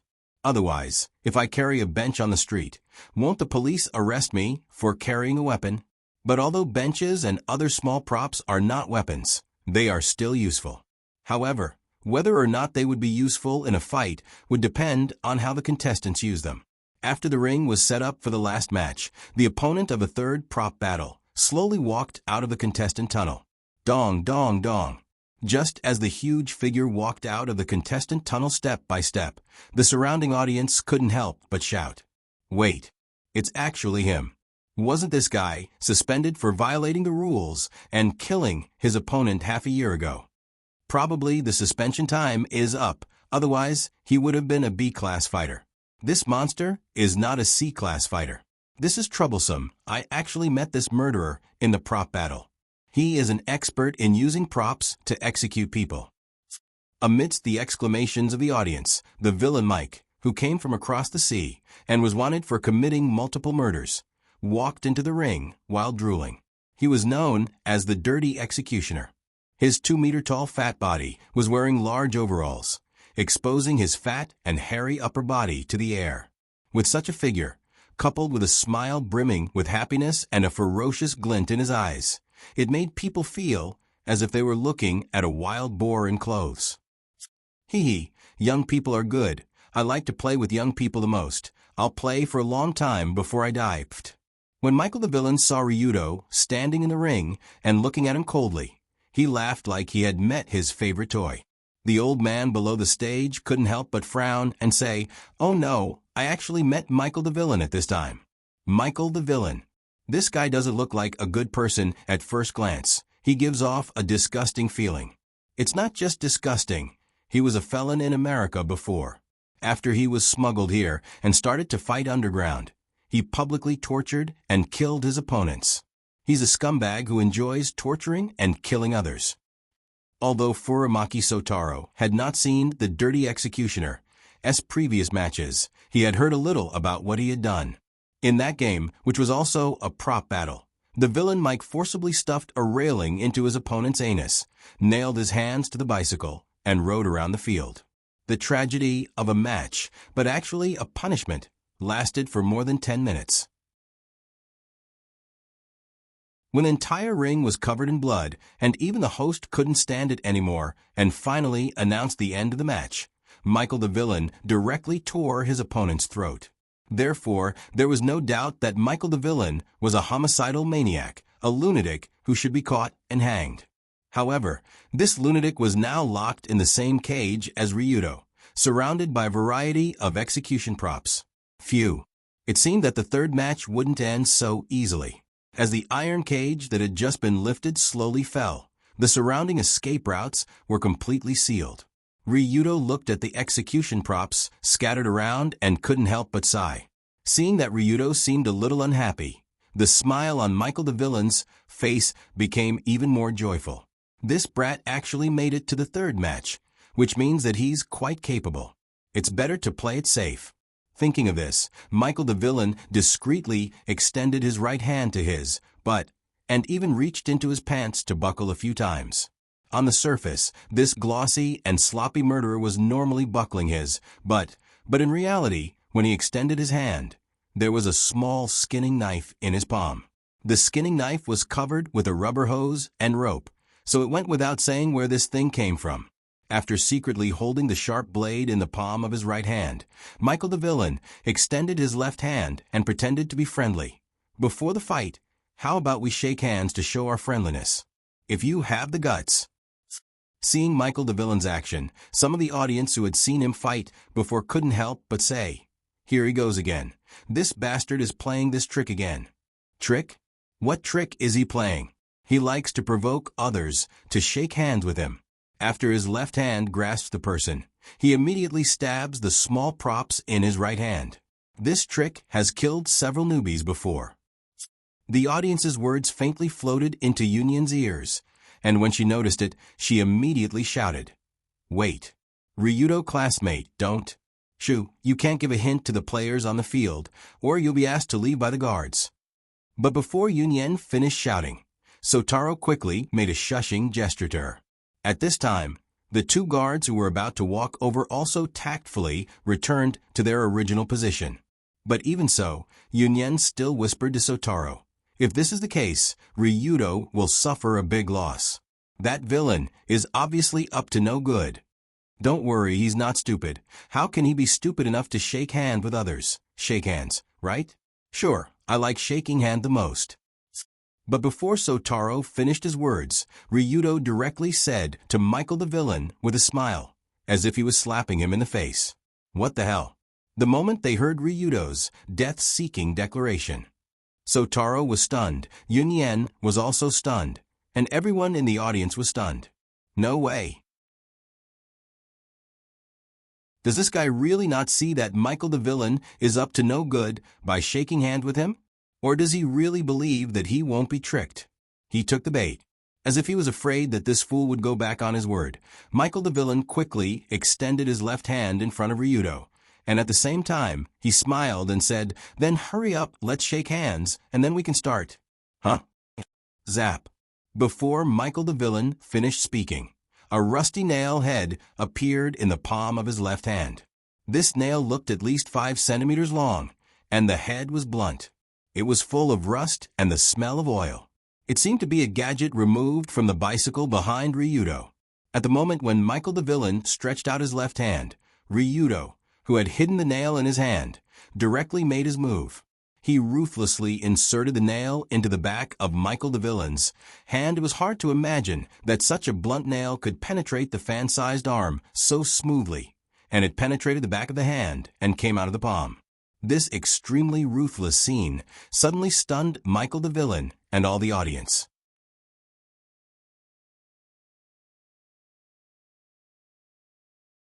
Chapter 104. Michael the villain was actually ruthless enough. He actually planned to grab the other person's hand with one hand, and then take the opportunity to sneak attack with a sharp weapon in the other hand. But who would have thought that Ryudo seemed to be even more ruthless than this guy? And he did it even more ruthlessly. He didn't even need to shake hands, and directly served with nails. Oh, The moment he reacted, Michael the villain held his left hand that was in severe pain and screamed. At the same time, dirty blood scattered around. Creak. Bang. At the same time, Ryudo didn't hesitate to pick up the stool on the side and swung it toward the head of this big scum, making a dull sound. This hit directly smashed the stool into pieces, and it also exploded a bloody flower on Michael the villain's head. "Oh, your head is quite hard, and it's probably quite empty inside, right?" After smashing Michael the villain a few steps back and leaned on the edge of the iron cage to gasp for breath, Ryudo picked up a bicycle from the side. At least a dozen pounds of bicycle was carried in his hand, and then he even quickly swung it. It was hard to imagine that someone could use a bicycle as a weapon, and when he swung it, it felt like nunchaku, swinging up and down, left and right for a time. The huge body of the bicycle flew in front of Michael the villain's eyes, and he was dumbfounded. Of course, in addition to the villain Mike, the surrounding audience was also dumbfounded by what they saw. Suddenly, an audience couldn't help but say, "What? What is this guy doing? He can't be a professional acrobat, right?" That's right, it was really like acrobatics. From the previous blunt nail piercing through his hand, it could be seen that Ryudo's proficiency in using these small props was not inferior to a professional acrobat. But I'm afraid no one would have thought that the reason why Ryudo could use the props so smoothly was mainly because of the binding skill "The rogue doesn't die by bare hands." Smooth as silk. At this moment, no matter what tool it was, Ryudo was able to use it as smoothly as his own fingers. Even a large item like the bicycle was no exception. Stinking brat. Come on. Of course, Michael the villain would not just stand there and take the beating. He pulled out the skinning knife hidden in his right hand and charged towards Ryudo. This charge seemed reckless, but in fact, it was a little clever. After all, this big guy was standing sideways with his shoulder in front of him. Even if Ryudo smashed the bicycle over, it wouldn't hit any vital parts. However, if he could get close enough, he would definitely be able to take Ryudo's life with a single slash. Bang! In the next second, the bicycle smashed into Michael the villain's body, but it didn't cause much of a commotion. After all, his skin was rough and his flesh was thick. As long as it wasn't a vital part, being hit by something as light as the bicycle wouldn't hurt him at all. But at the same time, Ryudo let go of the large item in his hand and shot out from the side. In the blink of an eye, he arrived in front of Michael the villain's body. Seeing that the opponent was right in front of him, Michael the villain didn't hesitate to stab with his knife. But it was right in front of Ryudo's eyes. Profound skill, Tigerfall. The right fist that was filled with power heavily smashed into Michael the villain's abdomen. It directly caused his right hand that was wielding the knife to stiffen in midair. Although it was only for a short period of time, it was enough. In an instant, Ryudo jumped up. His right hand was like a blade piercing towards Michael the villain's heart. It wasn't difficult to injure this big guy, but it was extremely difficult to make him lose his ability to fight. After all, Michael the villain's body was as sturdy as a gorilla.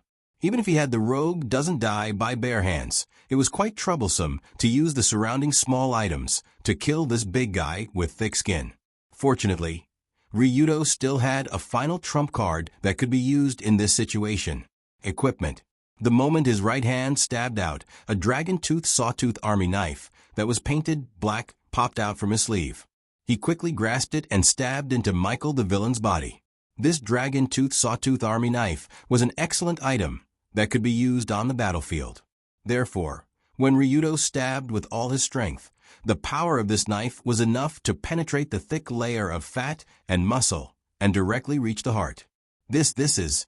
Therefore, in the next second, Michael the villain only felt a chill in his heart. A coldness that he had never felt before filled his body. I really want to kill him. Plop. The murderer, who came from the other side of the ocean, fell on the stage. Until the end, his eyes were wide open, as if he wanted to take Ryudo with him. It ended just like that? It can't be, right? When Michael the villain fell on the ground and blood seeped out from his chest, even the host-cum-referee couldn't react to what happened. Something's wrong with this? Ryudo clearly used his hand to hit. Why did it look like he was stabbed by a weapon? No, it didn't look like it. He actually used a weapon secretly, right? Looking at the young man, who had a normal expression on the stage, and the owner of the original battle arena of the River of Sai, who was quietly watching from the special VIP seats, the flower merchant couldn't help but frown. Although he didn't know how Ryudo did it, it was impossible to cause such a penetrating injury with just a hand. This was something that the flower merchant, who was used to watching combat competitions, was 100% sure of. Interesting, he actually used a weapon openly in the ring and was able to hide it from my eyes. It seems that while this kid inherited his father's bravery, his character is also more cunning and fierce. When the flower merchant was secretly observing Ryudo, the host finally announced, "The match is over." The winner of the third match is the legendary child, Ryuto Kiryu. At the same time, congratulations to him for being promoted to a B-class fighter. As the referee announced the end of the match, the audience who watched the whole process of the promotion match couldn't help but shout loudly. Whoa, whoa, whoa. So powerful. He actually won 3 matches in a row. Not only that, he looks very relaxed. I'm afraid he can fight 3 more matches. It should be said that he's worthy of being Boss Yima's bloodline. He's even fiercer than him in the past. Clap, clap, clap. Clap, clap, clap, clap, clap. When the iron cage slowly rose, Ryudo took a check from the host and walked down the stage.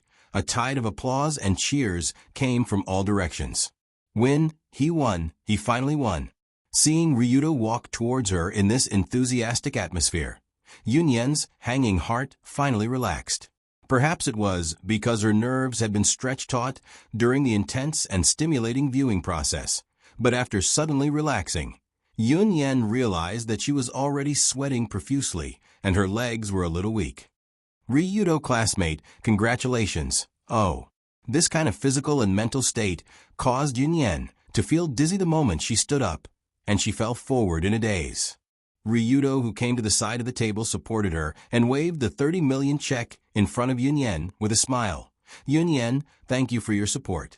So please allow me to use this money to treat you to a midnight snack, how about it?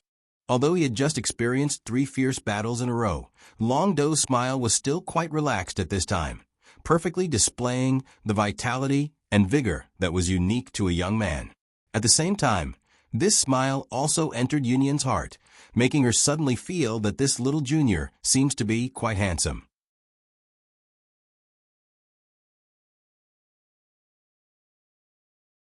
Chapter 105. When the noisy underground fighting ended, Ryudo and Yun Yen walked out of the dull underground world. They came to the street outside the Sai-no-hara. It was the beginning of spring.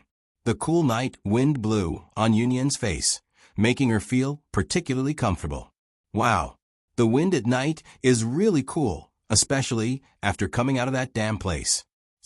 Looking at the familiar street environment, Yun Yen felt for the first time that the things that looked so ordinary looked so beautiful at this time. The underground Sai-no-hara and the Tokyo street on the ground. Although it was only separated by a floor, it gave people the feeling that it was 2 different worlds. There is no doubt that the Sai-no-hara area was a different world full of non-everyday for ordinary people. In that underground world, the law of the jungle, where the strong preyed on the weak, was vividly displayed. The strong could have money, status, and beauties. The weak could only become a target or a wanderer responsible for laughing and sleeping. Due to the lack of social morality and laws in this underground world, most of the people had shed their disguises and revealed their beast-like side.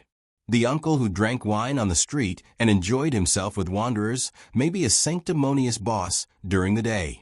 The aunt who smiled strangely at the fighters in the fighting arena may be an official full of benevolence and morality during the day. The Sai-no-hara was a demon's den, which provided them with an excellent vent for those who couldn't do whatever they wanted on the ground. The bad air mixed with the smell of money and desire made Yun Yen feel so disgusted that she almost couldn't breathe. Only when she came to the ground could she finally take a few breaths. From a certain point of view, hell and heaven had always been 2 sides of the same coin. After all, as long as you saw hell with your own eyes, then all the places except hell could be called heaven. The meaning of hell was this. However, after coming to the street on the ground, Yun Yen couldn't help but turn her head to look at Ryudo, who was walking beside her. She seemed to have a new understanding of this extreme young master. Now, only Yun Yen and Dragon Head were walking in this silent night. Furamaki Sotaro had already found a rubbish excuse to sneak away. From Ryudo's point of view, the old man was probably planning to have a good time at the disco in the Sai River Plain. After all, there were many beautiful girls there who wouldn't be angry even if someone touched their buttocks. But now that Sotaro wasn't there to be a third wheel, Yun Yen could seriously size up the male student beside her. Ryudo's expression hadn't changed much since he obtained 3 consecutive victories in the ring, the qualification to enter the B-class group, and the 30 million yuan prize money. He always had a faint smile on his face. It was as if to this man, the underground world that was filled with things that Yun Yen didn't see as a daily routine. This made it hard for Yun Yen to imagine how such a 16-year-old boy could be so indifferent to the ugliness of the world. What kind of life did he live before? Did he live in this kind of hell all day long? If she thought about it at a higher level, Yun Yen knew the male student Ryudo Kiryo, who was studying in Dori First High School's 2nd grade Class B. Is the friend who is willing to seriously talk to me about the novel content really the person I know? Ryudo seemed to feel Yun Yen's gaze that contained complex emotions, and he also looked at her with a smile. At the same time, he asked, "Why are you looking at me with this expression? As if you just know me. I thought I knew you before, But after tonight, I realize that I don't seem to know you as much as I thought. Haha. Mystery is also a kind of charm. Although I'm far inferior to you in this aspect, you don't have to be mysterious to be charming. At least I think so. Why would you suddenly say something like this, really? If I didn't know, I would think that you have some strange thoughts. Hearing Ryudo's words that seemed to be teasing at first, but after listening carefully, it was more or less ambiguous. Yunyen couldn't help but blush and turned her head. Generally speaking, when a man takes the initiative to praise the other party's charm in front of a woman, it more or less has some hidden meaning in it. But for a man like Ryudo, who is a tough guy, he shouldn't make this kind of hint like an ordinary high school student, right? Yunyen thought so. However, who knew that Ryudo replied without hesitation, "Of course, I already have some strange thoughts. You didn't realize until now, right?" Ah. Suddenly, Yunyen was stunned. She was just joking with Ryudo, but who knew that she heard an answer that didn't sound like a joke at all? And this answer sounded a bit like a confession of her feelings? After being stunned for a few seconds, Yunyen asked in a slow voice, "What do you mean by strange thoughts? What do you mean?" "It's the strange thoughts that you have in your heart."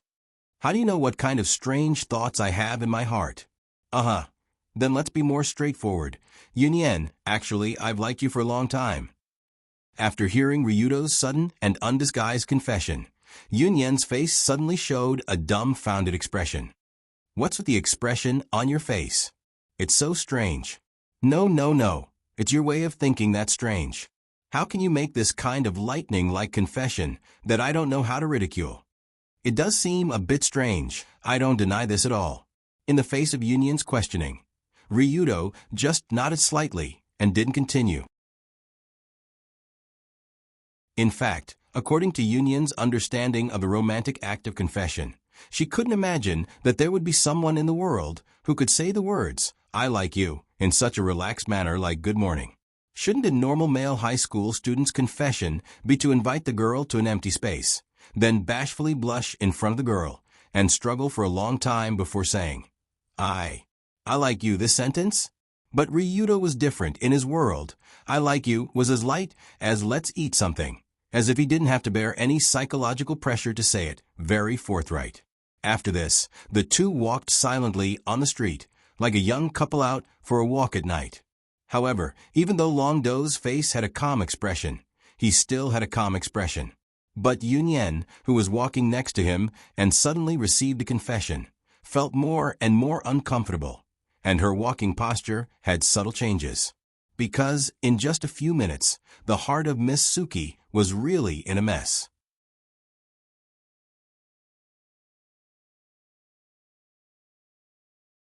Chapter 106. What should I do? Ryudo, classmate, actually confessed to me. Then I should also respond to him. In fact, before this, Yunyen had rejected hundreds of confessions and had sent out countless good person cards.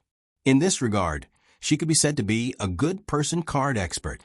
If it was a normal male student who confessed to her, as long as she casually said a few words, "You are a good person, let's be friends," she would be able to get away with it.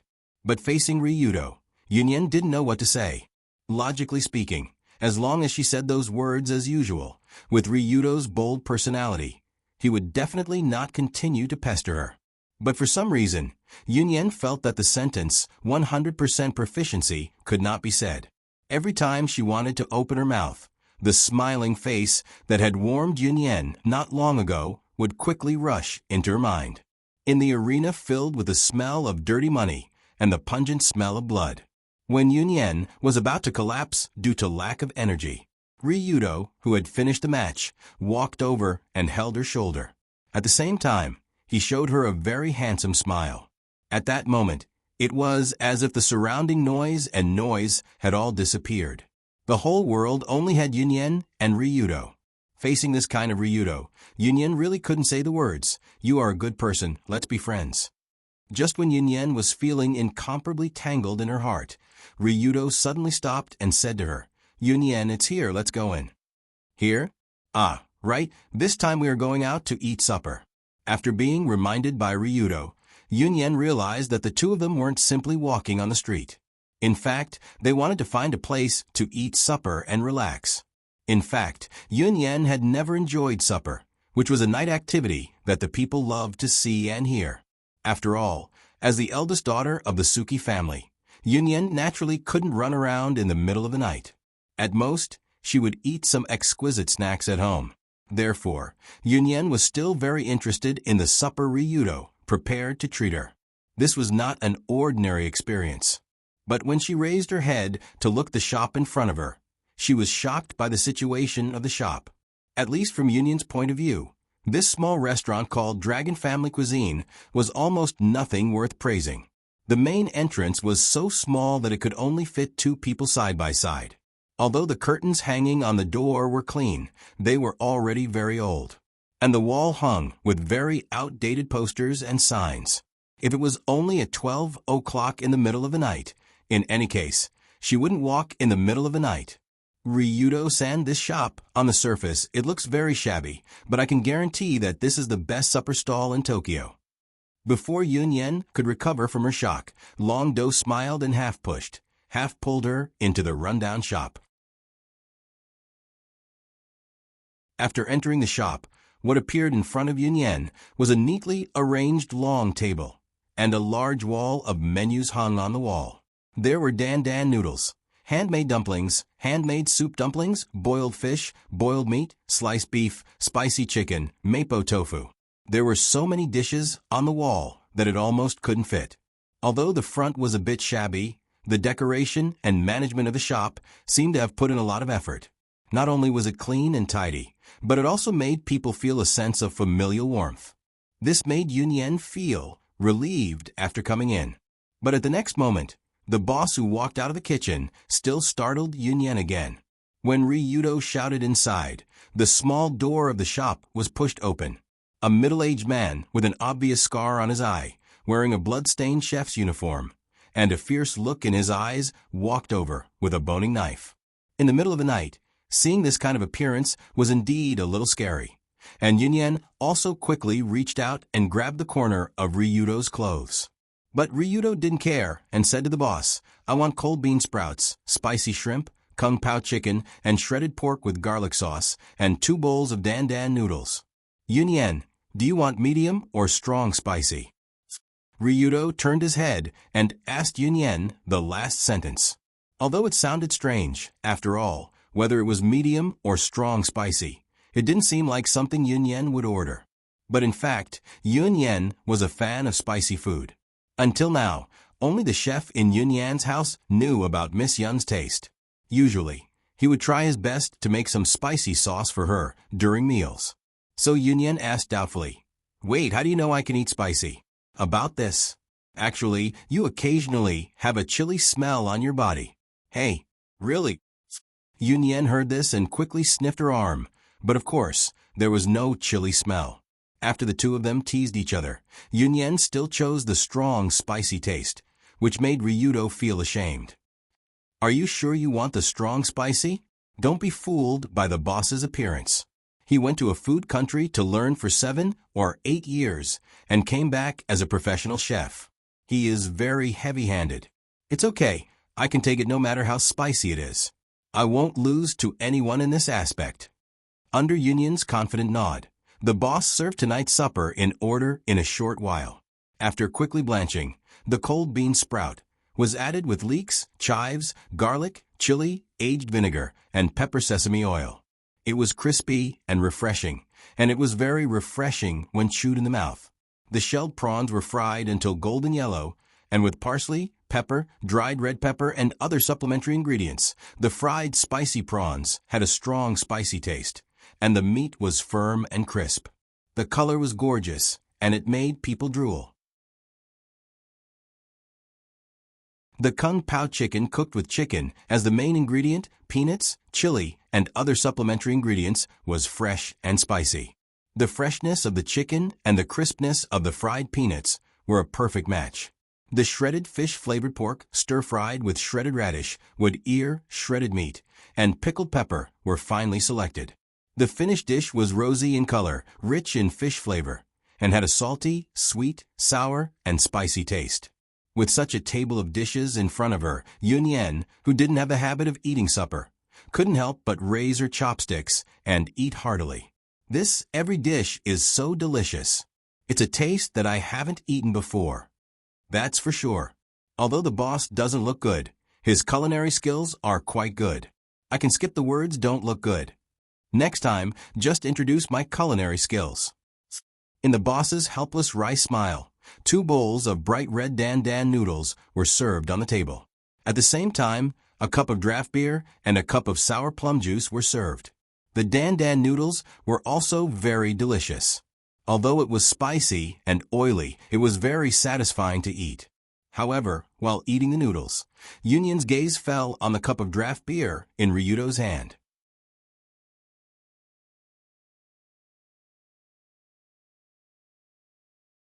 Chapter 107. That. Ryudo, what's that in your hand? Draft beer. Do you want to drink it too? It's quite refreshing, especially after a fight. No, I mean you're only 16 years old now. Why can you drink beer? So you mean I should drink white? Wait, what kind of weird brain circuit is this? I also want to ask you what kind of weird brain circuit you have. You actually told a young master who just killed someone in the underground arena that underage people can't drink. You actually think I care about this? Ryudo couldn't help but laugh. Then he picked up the draft beer in his hand and took a big gulp. This seems to be the case. Hearing this, Yunyan suddenly sighed, and then asked as if she finally reacted, "The big guy you killed in the end, is he really dead?" In fact, not long ago, after the 3rd match, Yunyan wanted to ask, but she didn't ask. From any point of view, the big bad guy named Michael the villain should be dead. But other than Yunyan, no one in the underground arena seemed to be surprised by this matter. They seemed to be quite used to it. When he heard this question, Ryudo casually said while eating spicy shrimp, "Well, of course that guy is dead. I killed him." Then you just killed someone, don't you think it's dirty executioner Michael the villain, a murderer on the run in American, has at least a dozen lives in his hands. Do you think such a person doesn't deserve to die? Of course he deserves to die, but wouldn't it be better to leave it to the law? Actually, first of all, have you ever thought about why the underground area of Fortress River Plain can continue to operate? Nothing in it is legal. Well, there should be some high officials. Ah, I understand now. After hearing Ryudo's hint, Yunyan couldn't help but frown, as if she saw some deeper dirty transactions. Although the underground area of the Sai River Plain was hidden, it was not completely untraceable. Especially with so many people coming and going in that area every day, as long as the government or the police wanted to investigate, there was no reason why they couldn't. However, this underground world had existed for so many years, which meant that there must be some high-ranking officials watching over it. The Sai River Plain was both an underground den of demons and an underground den of gold. The daily flow of money inside was at least in the hundreds of millions. Other than going to the flower merchants, a portion of the money should have been given to the protective umbrella in exchange for the protection of this place. Therefore, even if it was Michael the villain who had fled from abroad, as long as he entered the battle arena, it was equivalent to receiving the protection of those high officials and nobles. Under such circumstances, even the worst murderer would not be punished by the law. This was the reality of the underground world. If I don't kill Michael the villain, he might kill another 10, 20, or even 30 people. Do you think I should do that now? Of course, of course. After understanding the root of everything, Yunyan took a deep breath and loudly said to the boss in the kitchen, "Sorry, boss, give me a cup of draft beer." "Aya, didn't you just say that I shouldn't drink? Why? Don't tell me you were scared by what we just talked about." "Humph, I'm a literary author. I won't be so timid. If I don't even dare to look directly at the darkness, how can I write the truth of this world?" "Well said, come. Cheers for your heroism. Let's do it. Who's afraid of who?" After hearing Ryudo's praise, Yunyan grabbed the full cup of draft beer that the boss had just sent over and gulped it down. Compared to the cooked beer that had been sterilized at high temperatures, the draft beer had a more refreshing taste. Furthermore, the alcohol content of this draft beer wasn't high, which made it more suitable for Yunyan, a little girl who hadn't drunk alcohol before. Phew, refreshing. Because she had just eaten a lot of hot food, her body was a little hot, and she had also sweated a lot. This big mouthful of refreshing draft beer immediately made Yun feel refreshed. I've decided next time when I write a Valentine's Day scene, I'll arrange for the female lead to give the male lead a big can of draft beer, and the two of them can drink it. No matter how much you like to drink this stuff, it's too much to give it on Valentine's Day. Really? Then how about changing it to Dan Dan noodles? This is also very delicious. You're really a genius. Can't you give chocolate normally? But everyone gives chocolate. If I write like this, there's no novelty. I like to write things that can make people feel novel. In the midst of the two's teasing, the dishes on the table were gradually cleared, and the glasses were also filled to the brim. More than an hour later, when Ryudo helped Yun out of a small restaurant, she was so drunk that she couldn't even recognize her own mother. Are you kidding me? To drink like this, you really don't treat me as an outsider. Looking at Yun, who reeked of alcohol, her cheeks were red, and her eyes were wandering. Ryudo couldn't help but lightly flick her forehead. Generally speaking, it was very dangerous for young men and women to drink outside, especially for girls. Before getting drunk in a tavern, after waking up in a hotel, lying next to a white pig eating cabbage, no one would want to encounter this kind of situation. But fortunately, Ryudo was a mature and steady gentleman, and he would never take advantage of others. Therefore, if he were to carry the drunk senior sister Yun to the hotel or something, that would be totally MMM. My head is dizzy. Just then, Yun suddenly twisted in a daze and tightly hugged Ryudo's arm, and a pair of plump slimes also tightly stuck to him. So if he carried the drunk Yun to a hotel or something, Ryudo had no intention of doing so. Rubbing, and twisting. Cough, cough. He didn't even think about it. Calm down, bastard. Although I'm a blonde, I'm not that kind of blonde. After hitting his head, Ryudo hurriedly carried Yun into the car. This black car was called by him not long ago, and the one sitting inside was naturally his personal driver, Narukai Otani. But when Narukai saw Ryudo carrying a drunk beauty into the car, he revealed a wretched smile. Narukai even asked with a smile, second-generation head, are we going home? Or to a hotel? By the way, I know of a nice hotel with a rotating waterbed. Stop talking nonsense. Go to her house. It's the place where I picked her up. After hearing Narukai's words, Ryudo hurriedly kicked his seat, and at the same time, he glanced at Yun, who was lying on the chair. But the scary thing was, Yun opened her eyes in a daze and asked in confusion, rotating waterbed, what is that?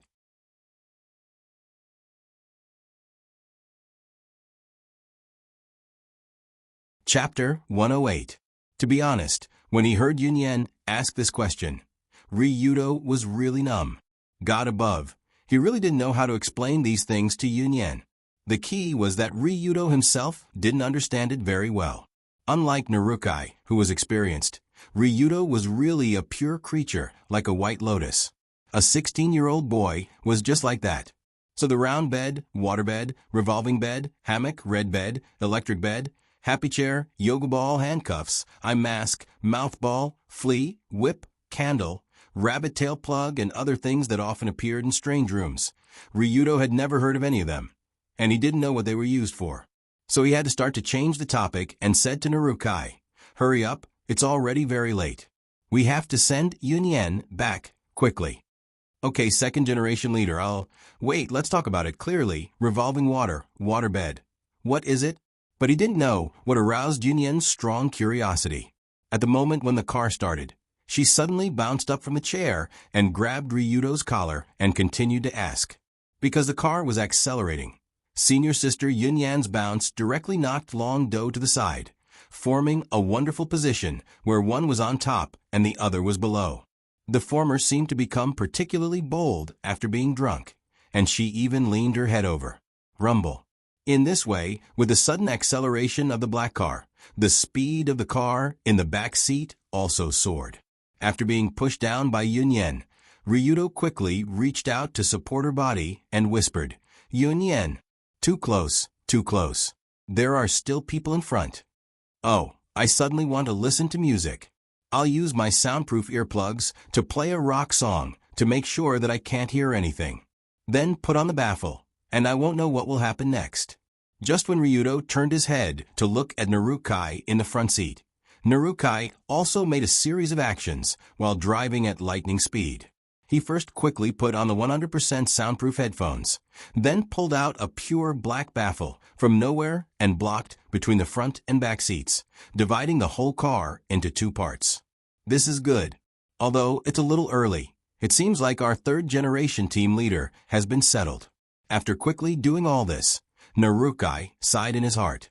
But no matter what Narukai thought, Ryudo never thought of this. He never thought of working with Yunyen to assemble the Rulon Group's third-generation leader so early. Narukai, that bastard, who does he think I am? Will I mess around in a speeding car? After seeing that the bastard Narukai actually thought that he would mess around in the car, Ryudo was really angry. Are you kidding me? I'm a man of steel. How can I be rude to a drunk woman?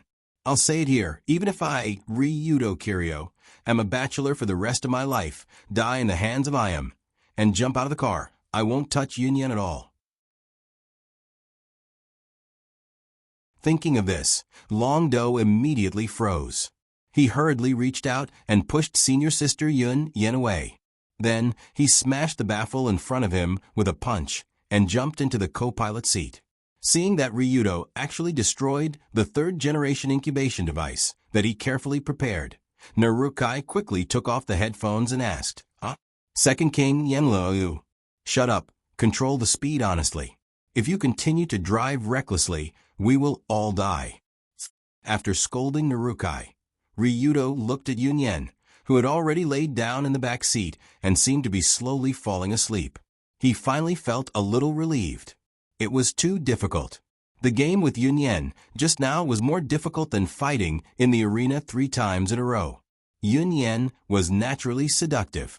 She was born with a beautiful appearance and temperament. Few young men didn't feel tempted when facing her, especially when she was drunk and leaning on him softly. That kind of seduction was really terrifying. But even so, Ryudo wouldn't mess around, let alone really fragrant. After all, this was not something that could be really fragrant. It was a major event that concerned her life. The most important thing for a man was to take care of his zipper. He couldn't just unzip it. That would really be too shitty.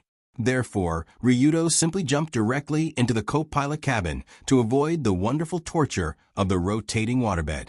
In this way, on the streets of Tokyo illuminated only by streetlights, the car drove to the rich villa area where Tsutsumura Betsuen was located at a speed that wouldn't affect Yunyen's rest. After stopping on the familiar street, Ryudo went to the back seat, opened the door, and gently shook Yunyen, who was lying in the back seat, awake. "Wake up, Yunyen, we're home."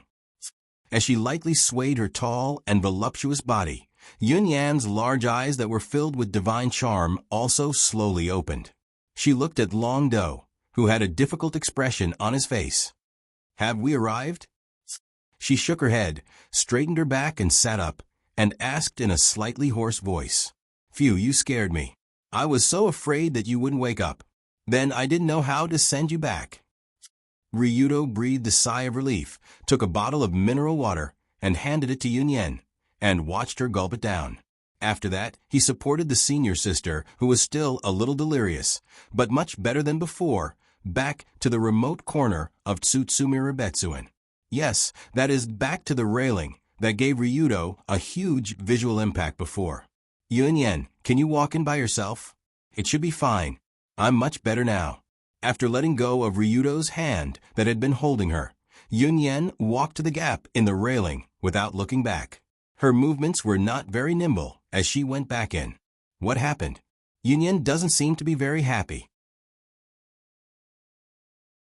Since Yunyen woke up in the car, she has been giving off a strange feeling, as if she didn't dare to face Ryudo. Did I make her angry? As expected, taking her out for a drink in the middle of the night is a bit, Ryudo. Ryudo. Just as Ryudo was about to leave, Yunyen turned her head and called him with a strange tone. "Yunyen, is there anything else?" It's just your previous confession. I haven't replied to you yet. Oh, it's okay. It's the good guy card. I know what I'm doing.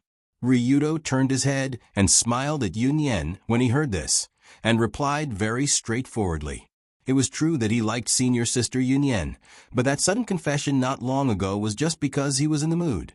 So he casually said what was in his heart. Therefore, from the beginning, Ryudo didn't expect to receive a serious reply.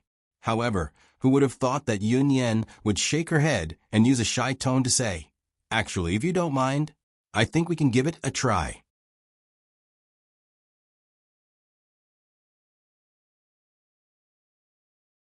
Chapter 109. After so many male confessions in the past, Yunyen gave a different reply for the first time. "I think we can try it." When Yunyen said these words, she only felt that her face was burning, and her heartbeat became extremely fast. Because for her, this was a 0% proficiency, a reply that she had never given before. What? I didn't hear it wrong, right? At the same time, when he heard Yunyen's reply, Ryudo couldn't help but pinch his thigh to make sure that he was not dreaming. Isn't that right? How is it possible? After going out to have fun tonight and sending Yunyen back, she seemed to have agreed to Ryudo's previous confession? So Ryudo quickly took a deep breath and asked seriously, "Wait, Yunyen, do you mean what I understand?" "It means what you understand." "That's right. How do you know what I understand?" "Well, then let's be more straightforward. I think we can try to develop a relationship as a couple." Although she was a little embarrassed, Yunyen still expressed her thoughts very straightforwardly. As for why she was suddenly willing to develop a relationship with Ryudo, it was because of the consequences caused by a few glasses of draft beer. Although drinking too much beer would make one drunk, the speed of this kind of drunkenness was much faster than drinking white wine. So not long ago, on the way back, Yunyen, who was in a daze, had already sobered up. The moment she woke up, the previous confused memories poured into Yunyen's mind. Especially the scene of her entangling Ryudo and pushing him to the back seat. Yunyen couldn't help but cover her face in embarrassment. She secretly blamed herself for doing such a shameless thing. But after that, Ryudo's response made Yunyen feel very warm, under the premise of clearly expressing his feelings. In the face of Yunyen taking the initiative to throw herself into his arms, Ryudo still chose to run away and didn't take advantage of her while drunk. Yunyen was naturally aware of her unique and amazing charm. Her temperament was like a dose of poison, so poisonous that it was difficult for people to withstand it, let alone in the situation where she took the initiative to throw herself into his arms. Therefore, in this state, Ryudo was still able to resist the urge to make a move on her. His image in Yunyen's heart suddenly increased. Judging from the situation tonight, Ryudo seemed to be quite trustworthy. It seemed that dating him wasn't a bad thing. So on the way back, Yunyen kept thinking about this matter. After all, no matter what, Yunyen was only a 17-year-old young girl. It was natural for her to be curious and longing for love. Since the right person had already appeared, youth was too short. Why not try to start a relationship? Therefore, Yunyen gave her answer clearly. Of course, after understanding Yunyen's meaning, Ryudo couldn't help but tremble. "No way? My God, I have 18 years in my previous life and 16 years in this life. In this life of 32 years, I finally have a girlfriend for the first time?" Under the dim moonlight, Yunyen on the other side of the railing looked as beautiful as the moon goddess. And if he thought that such a beauty was going to be his girlfriend, it would be even more beautiful. So Ryudo couldn't help but laugh. "Ha, this is great. From now on, senior sister Yunyen will be mine. Logically speaking, at this time, as long as Ryudo agreed, then he could live a shameless life starting tomorrow. But at the moment when he was about to agree, his mind suddenly flashed a memory not long ago.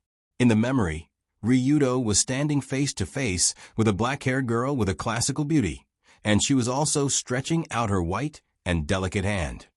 "If I don't need to be the Hakusho in 2 years, I'll go to your place and be the wife of the team leader.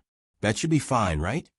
In the memory, the girl with a helpless smile reached out and held Ryudo's hand, and her eyes flashed with a complicated expression. The girl with a complicated expression was naturally the first person Ryudo confessed to, Kanzaki Colored Glaze.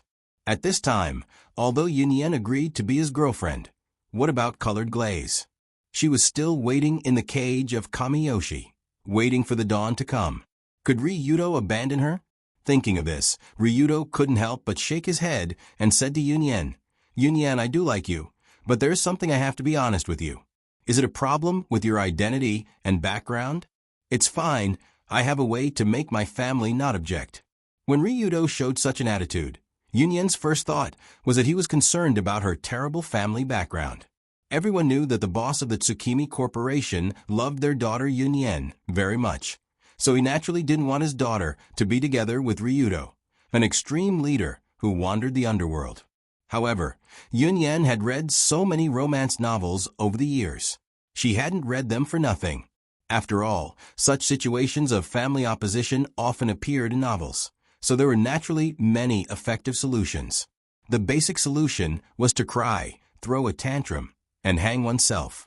The intermediate solution was to directly run away from home, and the highest solution was to directly get married. In short, in Yunyen's opinion, the family's opposition wasn't a problem, and Ryudo didn't need to worry about it. At worst, he could just try all the high school and high schools. Of course, what Yunyen thought was 100% wrong. After all, what Ryudo wanted to confess was not the family problem, but, in fact, in addition to you, I have 2 women I like. When she heard Ryudo's confession, Yunyen was stunned, although this was a normal reaction. What is this? You just said that you liked me not long ago, and then you turn around and say that there are 2 other women you like besides me.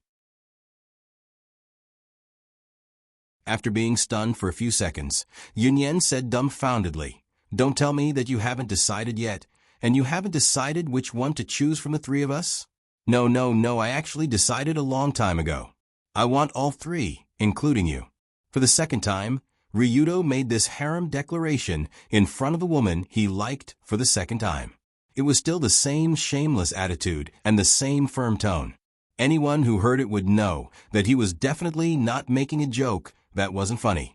It had to be said that these words sounded a bit ridiculous, perhaps in front of a girl who had just agreed to be his girlfriend. After hearing this, Yunyen lowered her head slightly, making it impossible for people to see the change in her expression. Then, the young miss of the Tsukumi family asked in a creepy tone, "Who? You. What did you say?" I said, "Who are the other 2? Wait a minute. There's something wrong with her tone. She's not going to take a knife and chop up the other 2, right? I don't remember Yunyen being sick and delicate, right?" Even though he felt his scalp go numb, Ryudo still said honestly, "Kanzaki Colored Glaze and Saitu Dunya." After saying these 2 names, Ryudo looked at Yunyen, who had lowered her head in fear, as if he wanted to know if she would explode in anger. But in the next moment, Yunyen quickly raised her head and replied in a calm tone, "So it's them? That's easy."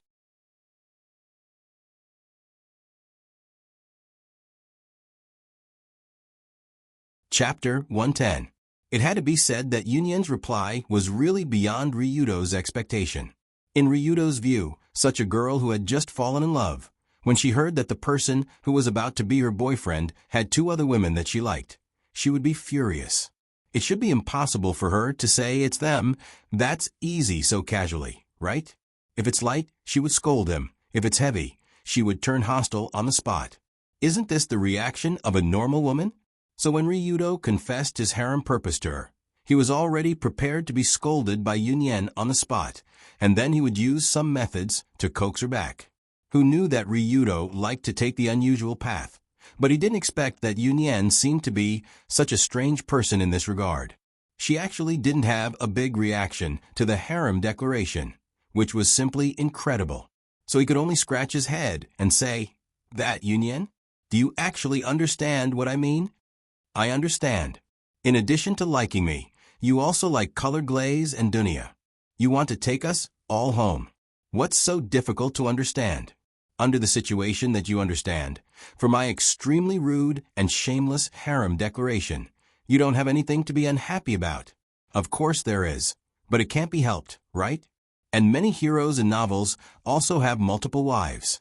For example, Minamoto no Minamoto, in The Tale of Genji, even had more than a dozen wives.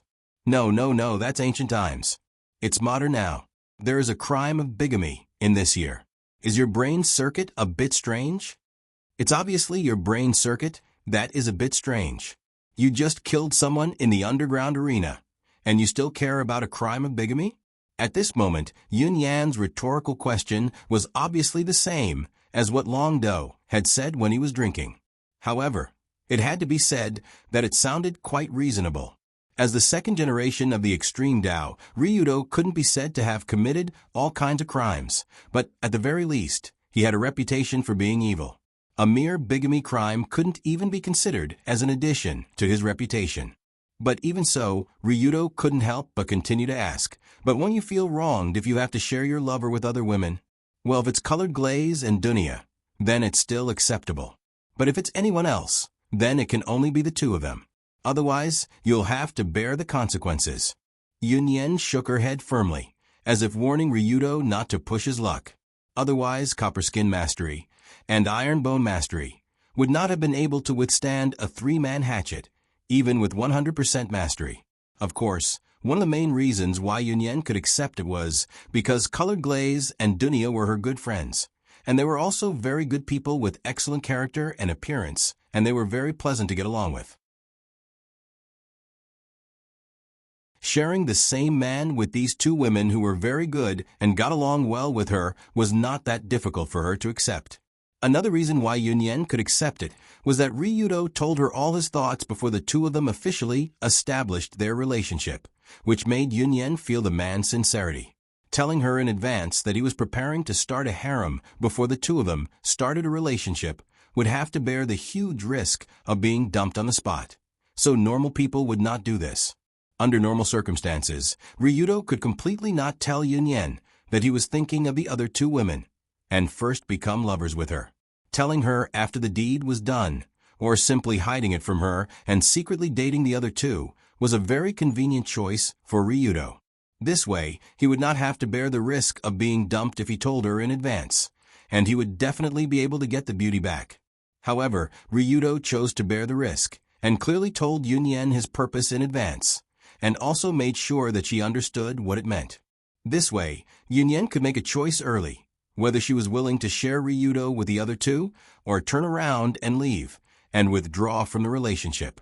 From this point, it could be seen that Ryudo had already given the women he liked the greatest degree of respect. Although he was still a playboy who wants them all, the kind who deserve to be hacked to death by women. But no matter what, after completely winning Yun Yan's approval, the two of them still made great progress in their relationship. In short, I'll go back first. See you at school tomorrow. Before leaving, Yun Yan smiled and waved to Ryudo, and her figure disappeared into the night of Tsutsuma Rebetsuen. But just when Ryudo returned to the black car and rushed home, his brain still had a buzzing feeling. Really? Did all of this really happen? I'm really in a relationship with Yun Yan now. And she allowed me to start a harem? Is there such a good thing in the world? Generally speaking, this was impossible. After all, in this era, there were not many women who allowed their men to have other women. But fortunately, Yun Yan in Tsutsumi was definitely not equal to ordinary women. From a certain point of view, she was actually a weirdo whose brain circuit was stranger than Ryudo's.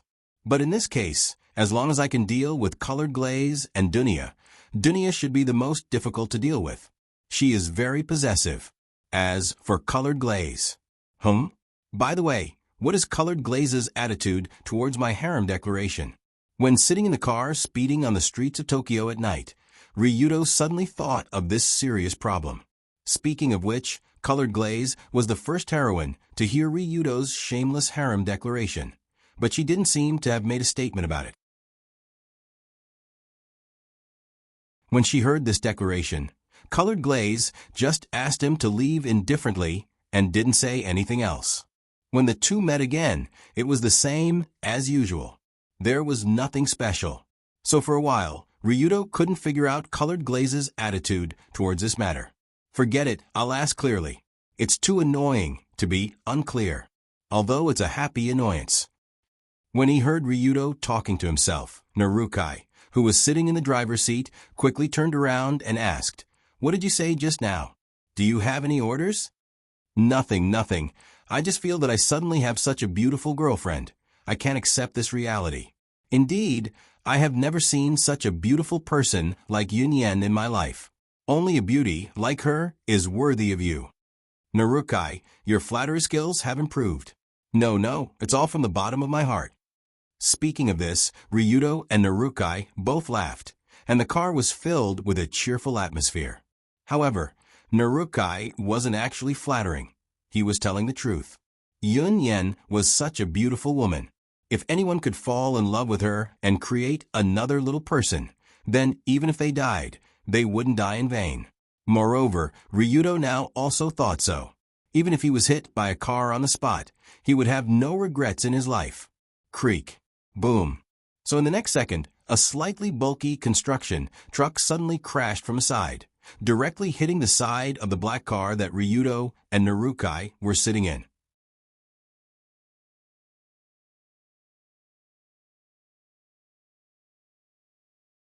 Chapter 111. Have you ever experienced being hit by a construction truck from the side? Have you experienced the feeling of your car rolling on the ground and finally crashing to the ground?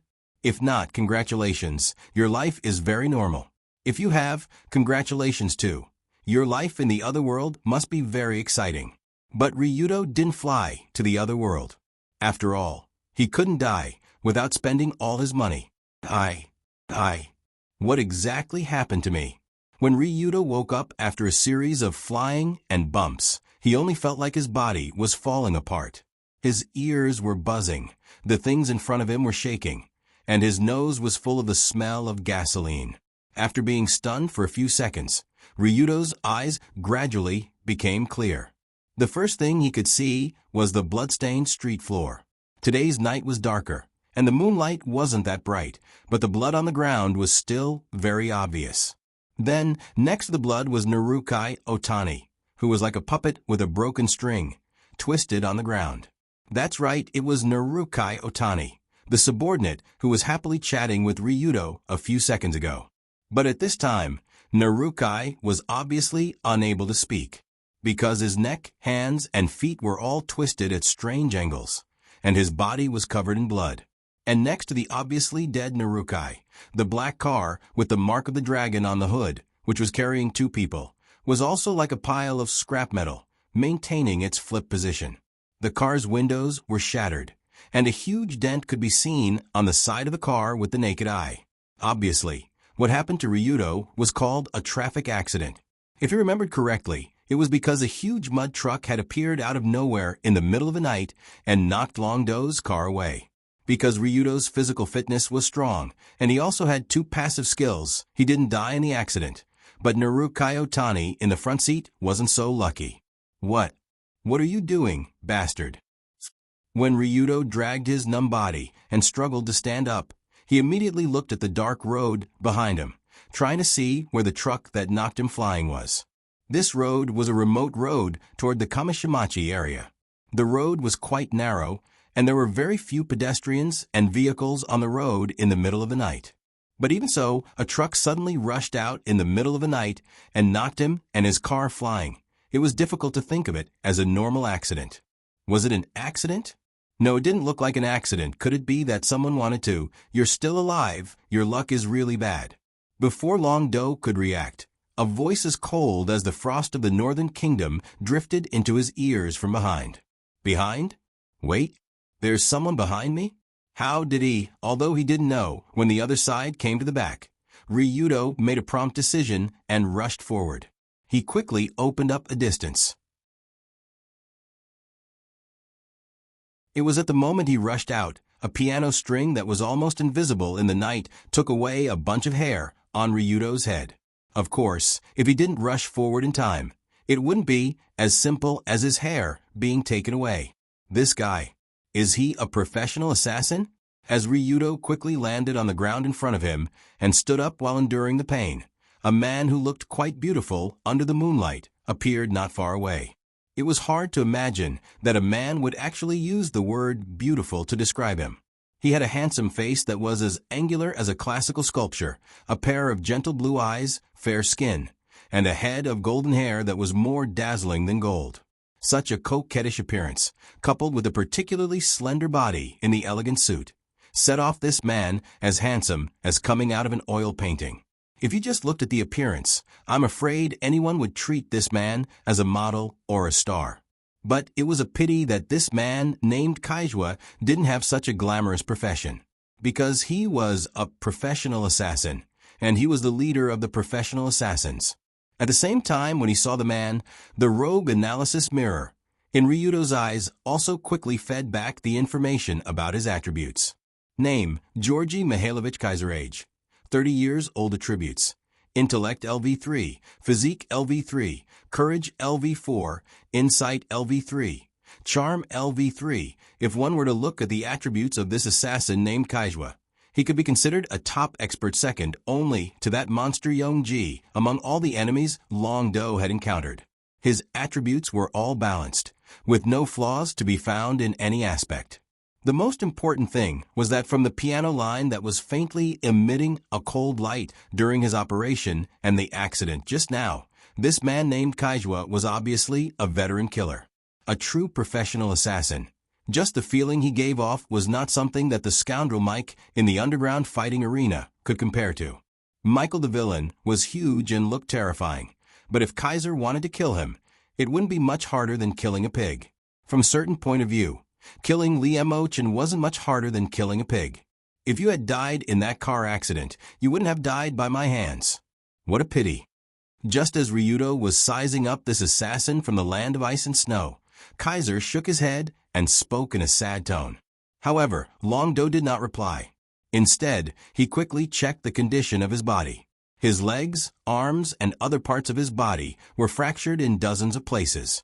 Moreover, when he used force, he felt a sharp pain in his abdomen. He couldn't even open his palms. No, I can't fight in this state.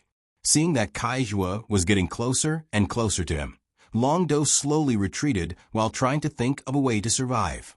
If he was in perfect condition, he wouldn't mind sparring with this assassin named Kaiser. But as someone who just went through a serious car accident, not to mention sparring, it was already a miracle that he didn't collapse on the spot. Although he had a gun in his inventory, his severely fractured arms couldn't hold it and aim. He could barely hold the gun to scare people, but it was useless against a professional assassin. Therefore, from all angles, this was an absolute dead end. There was no chance of survival at all. Since he was going to die, then so be it. But before he died, he had to get some information. So Ryudo pondered for a second or two before sitting down like a hoodlum. He said to Kaiser, "You win, but before you kill me, can you let me know? I refuse." Ryudo wanted to say, "Before I die, can you let me know who wants to kill me?" But before he could finish his sentence, a thin piano string wrapped around Long Do's neck, accompanied by a cold, "I refuse." Then his vision flew up and he fell into darkness.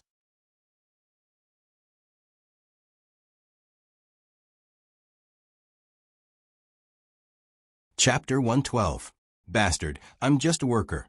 Do you have to work so hard? Will it kill you to say more?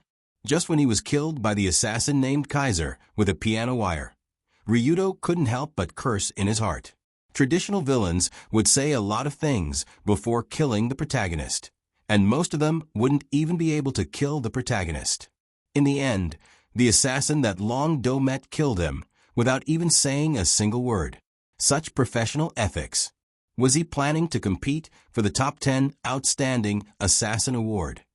Detected that the host is on the verge of death, an emergency rescue plan is about to be initiated by spending 800,000 yen to erase the fact of death. Beep, beep, beep, beep, erase successful. After experiencing the familiar darkness on the other side, along with the familiar system revival prompt, Ryudo's eyes once again appeared the railing on the side of Tsutsuma Rebetsuin. Before dying this time, he deliberately changed to the title of Desperado to reduce the revival cost by 20%. It was better than nothing. 200,000 yen wasn't much, but it wasn't little either. After saving a few times, he could still buy a skill. At this moment, from the courtyard on the other side of the railing, he could vaguely see Yunyan's figure skipping away. However, Yunyan couldn't have imagined that the boy who just established a relationship with her would immediately become a strange body art under the collision of the car and the steel wire. Seriously, can't you let me go home happily and have a wet dream? Why must an assassin come and mess with me at this time? Suddenly, Ryudo helplessly walked toward the car where Narukai was. At the same time, he took out his phone and dialed a familiar phone number. Beep, beep, beep, beep. The phone was connected after more than 10 seconds. From the other end of the phone came an obviously confused male voice. Because it was already 1 o'clock in the night, sensible Goro, who received the call, asked in a daze, "Boss, what's the matter?" "It's so late, I'm being chased by an assassin. Go and see if you can find a guy named Georgy Mihailovich Kaiser. Find out who he is and who he has seen recently." Understood. Keep in touch. After hearing Ryudo's words, Sensible on the other end of the phone immediately woke up and turned on the huge military-grade special computer beside his bed. In terms of investigating the identity of an assassin, there were probably not many people in the world who could do better than Sensible. After all, he was a cyber detective who could even hack into the core system of the police station. If that was the case, it wouldn't take long to find out the killer's identity. Even if he used a fake name, there would still be some clues left behind. The next problem would be the car. Thinking of this, his exclusive black car with a dragon's mark on the hood appeared at the corner of the street. From Ryudo's point of view, the car that he was used to was like a time bomb that could explode at any time. While walking toward the car, Ryudo's fingers quickly slid across the phone's keyboard, as if he was sending a long text message to someone. "Second generation leader, you're back." When he saw Ryudo walking towards him, Narukai, who was smoking in the driver's seat, quickly stood up and was ready to open the door for him. "Narukai, I just sent you a text message to ask you to buy something. Why didn't you reply?" "Ah, text message? Sorry, I didn't see it." After hearing Ryudo's reminder, Narukai quickly opened the phone and opened the text message that had just been sent. Then, his face suddenly changed. Because the content of this text message was, "Our car may be installed with listening devices and locators. Don't talk nonsense from now on." That's right, at least from a previous situation. Ryudo thought there was a high probability that his car was tampered with. Recalling the situation where he was directly hit by the truck not long ago, the assassin named Kaiser clearly knew when Ryudo's car would pass by the intersection. In the middle of the night, where visibility was quite poor, if there was no device similar to a locator, it would be difficult to hit so accurately. Although listening devices and locators may also be in small things such as phones, compared to the phones carried by the two Jidao, it was much simpler to tamper with the car. Let's go back first, but I want to sleep in the car, so drive steadily." After patting Narukai's shoulder, Ryudo sat in the car, but this time he sat in the back seat. "Okay, you take your time to rest."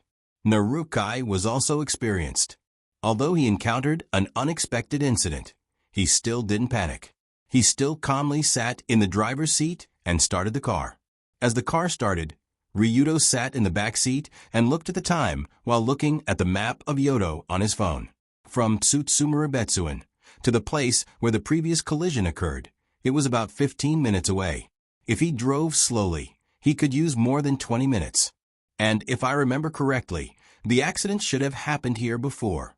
After looking for a while, Ryudo locked on to a street not far from Kamashido, which was also the place where Kaiser was going to ambush him with the mud truck. Under the premise of knowing such a thing, it was not difficult for Ryudo to escape this disaster. Although Kaiser has a locator that can roughly determine the distance and direction of the car. But after all, he was driving an engineering mud truck. If he really wanted to race, it was impossible for him to outrun Ryudo's Hummer. However, what Ryudo wanted at this time was not to escape Kaiser's pursuit, but to capture that guy. Capture him alive. After all, this assassin who suddenly appeared was really outrageous. Ryudo was eager to know who he was. Of course, although Ryudo did have a super enemy, Tenmu Iam, today's incident should have nothing to do with Iam. After all, if it was an assassin sent by Iam, then before killing Ryudo, he would inevitably record a video of him having fun, and he would never let Ryudo die so quickly. But that assassin called Kaijua was terrifyingly efficient. Not to mention recording a video. He didn't even bother to say a word to Ryudo and directly killed him. This was not the style of Iam's people at all. Therefore, the probability of sending Kaiser to assassinate Ryudo was not Iam, but someone else. For the bastard who dared to send an assassin to kill him, Ryudo had to find him no matter what. From this point of view, it was best to capture Kaiser alive, which would maximize the probability of finding the mastermind behind the scenes. Decided. Let's give that guy a mantis stalks the cicada, unaware of the oriole behind. After quickly making a plan in his mind, Ryudo gently opened the left side of the back seat and then made a slow-down gesture to Narukai in front of him.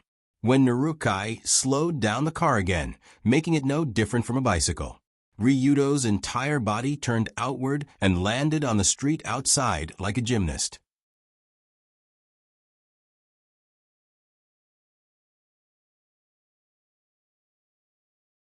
Chapter 113. Then, Ryudo quickly stopped a taxi under the stunned gaze of the passers-by. After sitting in the taxi, he put the map on his phone in front of the driver and said, "Drive here as fast as you can. It doesn't matter if you exceed the speed limit." "Ah, dear customer, your request is Pa." Before the taxi driver could react, a stack of 200,000 yuan was already in front of him. This 200,000 yuan was saved by the title Desperado when he was resurrected. It would be a waste if he didn't use it. After handing over the money, Ryudo continued, "Keep the change. Drive as fast as you can. I have a life-related matter." Oh. Very good. Then you found the right person. It was unknown if it was the 200,000 yuan bill that had moved him, or if it was the human life that had moved him. In short, the taxi driver immediately switched his car stereo to his favorite music, Aid Your Dream. Charge. For the glory of the driver. Along with the passionate music, the driver stepped on the accelerator with a loud bang. The car almost hit a nearby electric pole and almost sent Long Do away on the spot again. Actually, Long Do had hoped that they would arrive at their destination quickly. However, this driver's driving style was really too awesome. The small taxi made a beast-like roar and sped on the street at a speed that made people feel like they ate gunpowder. Inertia drift, brake drift, jump overtake, 90 degrees, sharp turn, gutter turn. The driver's left hand was swinging the gear lever as if he was dancing, while his right hand was playing with the steering wheel like a teenager playing discs. At the same time, his whole body was rocking nonstop, just like his lost youth. Looking at the driver's driving posture and the speed that was almost exploding on the dashboard, if it was a normal passenger, his pants would be wet on the spot. Is this driver okay? Is it okay for a retired driver to drive a taxi? But it doesn't matter. It's just 800,000 yuan. Just like that, under the crazy driving of the driver, the Ryudo sped through the streets and alleys of Tokyo at an amazing speed. It was as if he was riding an AE-86 through 5 consecutive hairpin turns. But even so, Ryudo quickly calmed down and dialed another familiar number in the car. N. That's it. Find the largest tonnage with the best protective measures. Be careful not to make too much noise. The faster the better. When hanging up the phone, Ryudo took a deep breath and looked at the rapidly changing night scene of Tokyo outside the window. He silently prayed that he could reach the destination alive. Of course, after Ryudo swayed in this torrent for 5 minutes, he barely arrived near the destination. Before getting out of the car, Ryudo smiled at the driver. "Thank you very much. Ugh, your driving skill is great. My organs didn't come out." "No problem. This is my business card. Call me if you have such an urgent task in the future." Looking at Ryudo, who reached out to cover his mouth and opened the door, the driver enthusiastically gave him a thumbs up. "I'll go first. It will be troublesome if I'm caught by the traffic police." After all, I don't have a license. Bye.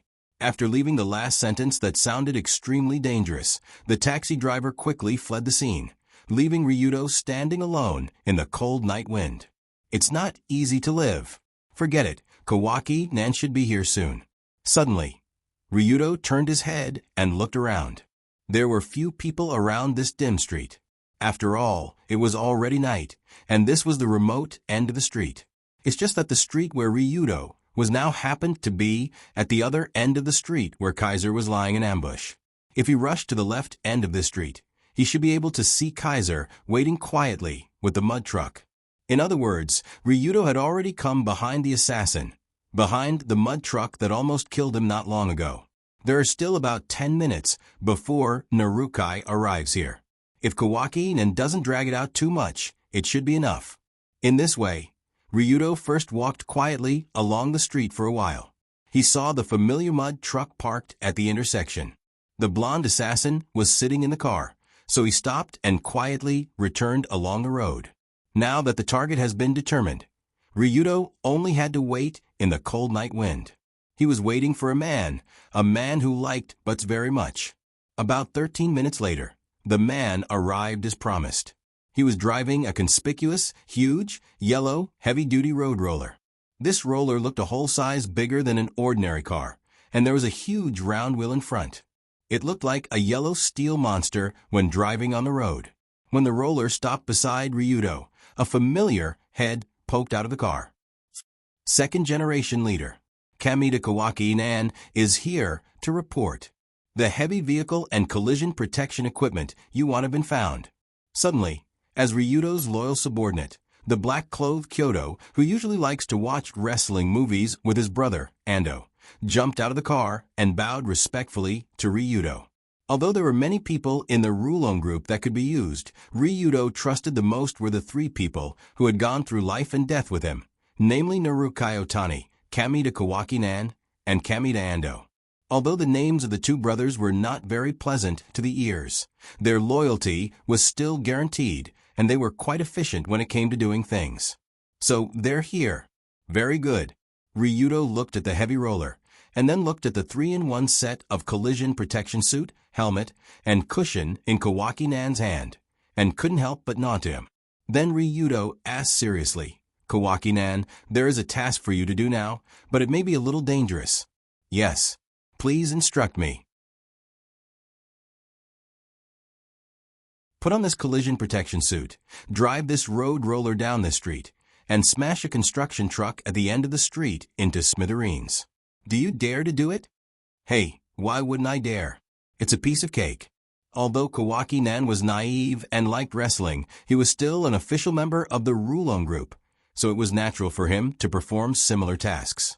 So Kawaki-nan didn't even hesitate to put on the collision protection suit, helmet, and cushion in front of him. After that, he got on the heavy roller again. Charge. For the glory of the Rulon group. After an angry roar, Kawaki-nan drove the roller toward the other side of the road. It was late at night now, and there was no one around this empty street, which made it convenient for Kawaki-nan to drive the roller forward. However, just as the roller was coming from the other side of the street, Kaiser, who was sitting on the truck with a red wine glass, elegantly waited for the arrival of the prey.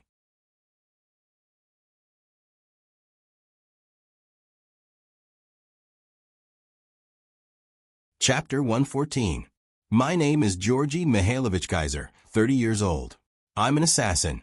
I don't have a fixed residence, I'm unmarried, and I work for an assassin organization called Executor. I have to work overtime every day until 8 in the morning before I can go home. I smoke 10 packs of cigarettes a day, and I can't get enough alcohol. I go to bed at 8 in the morning and sleep for 3 hours every day.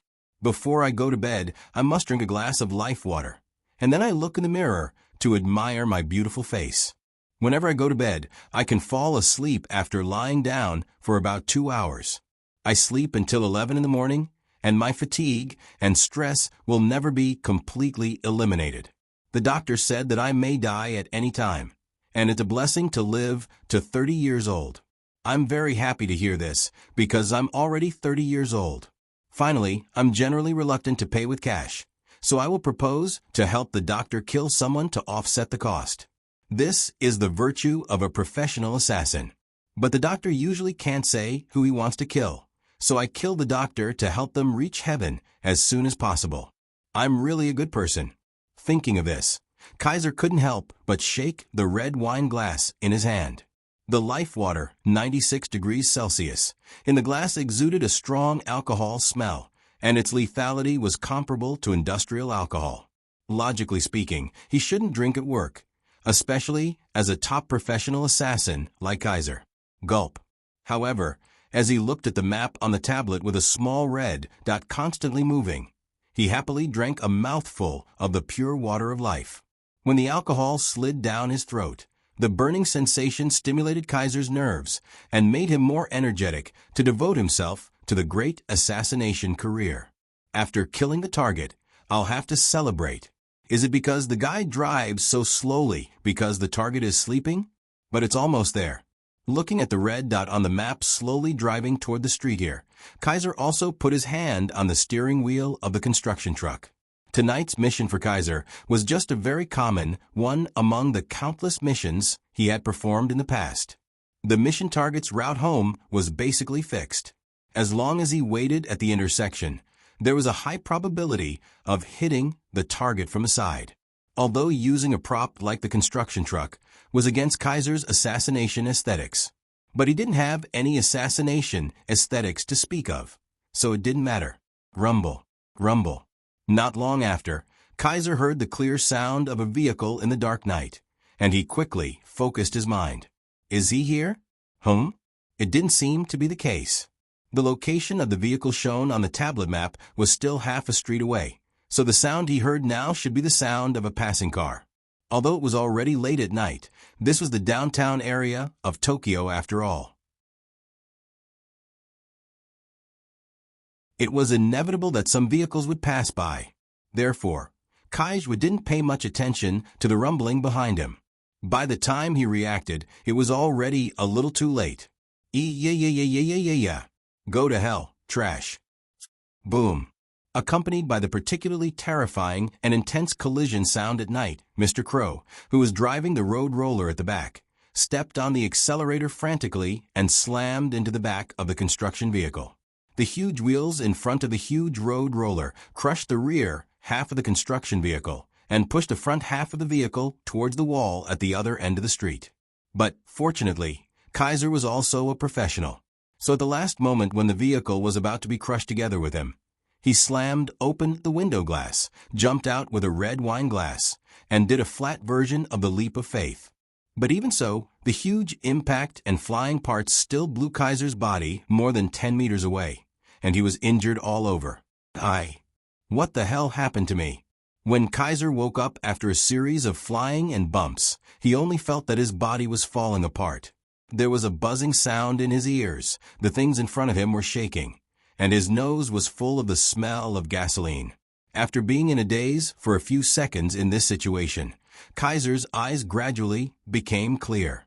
First of all, what he could see was the messy fences on the street, and his construction truck that had lost its shape. Behind the construction truck was a huge road roller. The man in the driver's seat looked a bit dizzy, but because of the complete protective measures, it didn't seem to be a big deal. Is there a mistake? Am I dreaming? Seeing this strange scene, Kaiser couldn't believe his eyes. The executor killer, Georgy Mihailovich Kaiser, was hit from behind by a road roller in the middle of the night when I was driving a construction truck. If this report was written and sent to the boss, he would definitely think that Kaiser drank the water of life until he became stupid. How could there be such a ridiculous thing? Hey, don't say there really is such a thing, and something even more ridiculous is yet to come. You're still alive, you're lucky. Before Kaiser could react, a voice full of ridicule floated into his ears from behind. Behind? Wait, there's someone behind me? How did he? Although he didn't know when the enemy had circled around to the back, Kaiser made a prompt decision and pounced forward. He quickly opened up a distance. Logically speaking, this prompt decision was enough to deal with most attacks. Unfortunately, The opponent seemed to have already prepared for this. Whoosh, whoosh. The moment Kaiser rushed forward, accompanied by the sound of wind breaking, he felt a chill on his thigh, followed by a bone-piercing pain. Ugh, this is... Under the dim moonlight, Kaiser, who struggled to get up from the ground, looked down and realized that a military knife with a serrated edge had pierced deeply into his thigh. This military knife pierced so deeply that it directly pierced through the front of his thigh and came out from the back. Coupled with the unique serrated structure, it felt like a huge poisonous thorn was stuck in the area of the knife, and he couldn't pull it out. What made Kaiser's heart go cold was that the young man who just threw the military knife and completely deprived him of his ability to move was now aiming a pistol at him. It's over, it's all over. His body was severely injured in the car accident, and his thigh was destroyed by a knife. The current Kaiser had no way of dealing with a pistol. Therefore, he could only bitterly smile and said to the young man, "You win, but before you kill me, can you let me know?" Originally, Kaiser wanted to say, "Can you let me know how I fell?" At least he would die with an understanding of the situation. "Okay, no problem." Halfway through the sentence, the young man with the gun, Ryudo, smiled and replied while putting down the gun in his hand. "No way? This guy is really that easy to talk to? If this is the case, I can..." But just as Kaijua's face showed a hopeful expression, a baseball bat smashed into the back of his head from behind, knocking him to the ground on the spot. "Don't worry, trash. Before I kill you, I will not only let you know how you fell, but I will also make you regret being born." After putting away the gun in his hand, Ryudo snorted at Kaiser on the ground. He looked at him as if he was looking at a pile of unrecyclable garbage.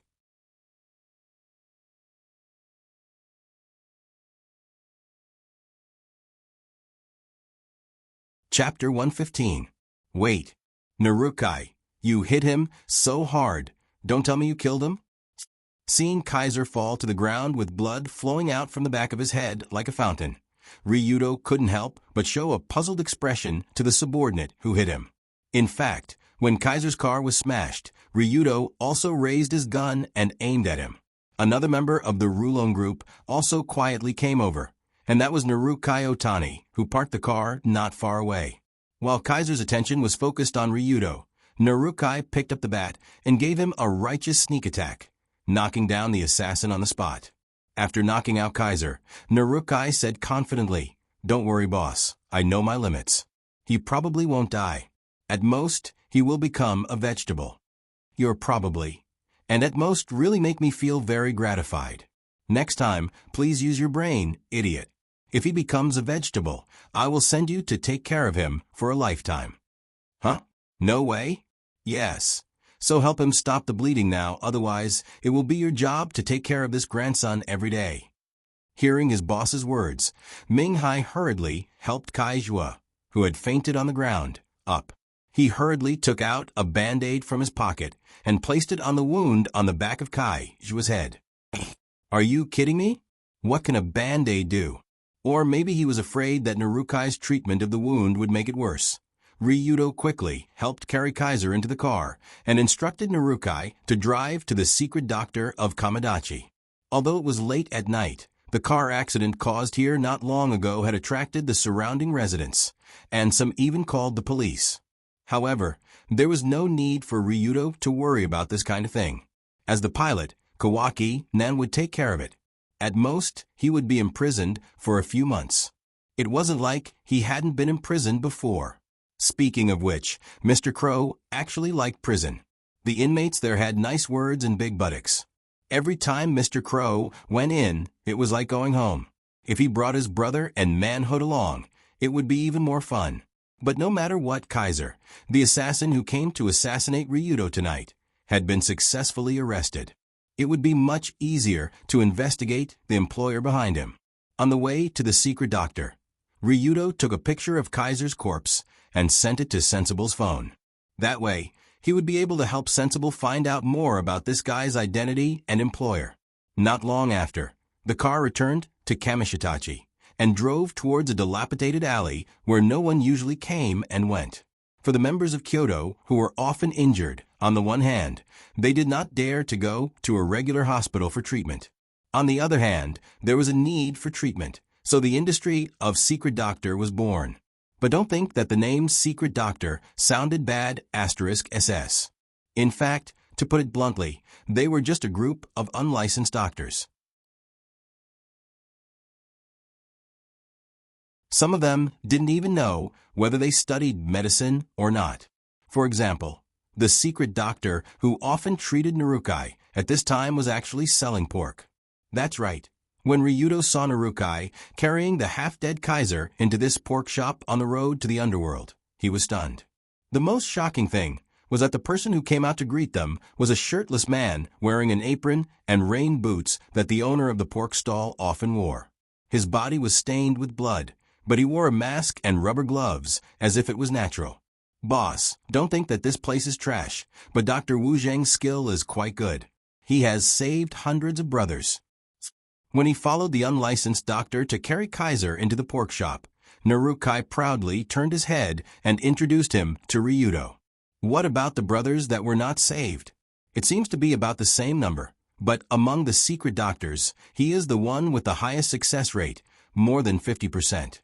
If something happens to me in the future, and you dare to bring me here, I won't let you go even if I die. Looking around at the pig blood, pig meat, and pig offal everywhere, and the smell of pig stench wafted in the air, Ryudo couldn't help but feel a little nauseous. But Narukai didn't lie. Although Dr. Wu Zheng looked more like he was cutting pork than human flesh, he quickly stopped Kaiser's bleeding. After checking that there were no major problems, he picked up the bottle of sleeping pills.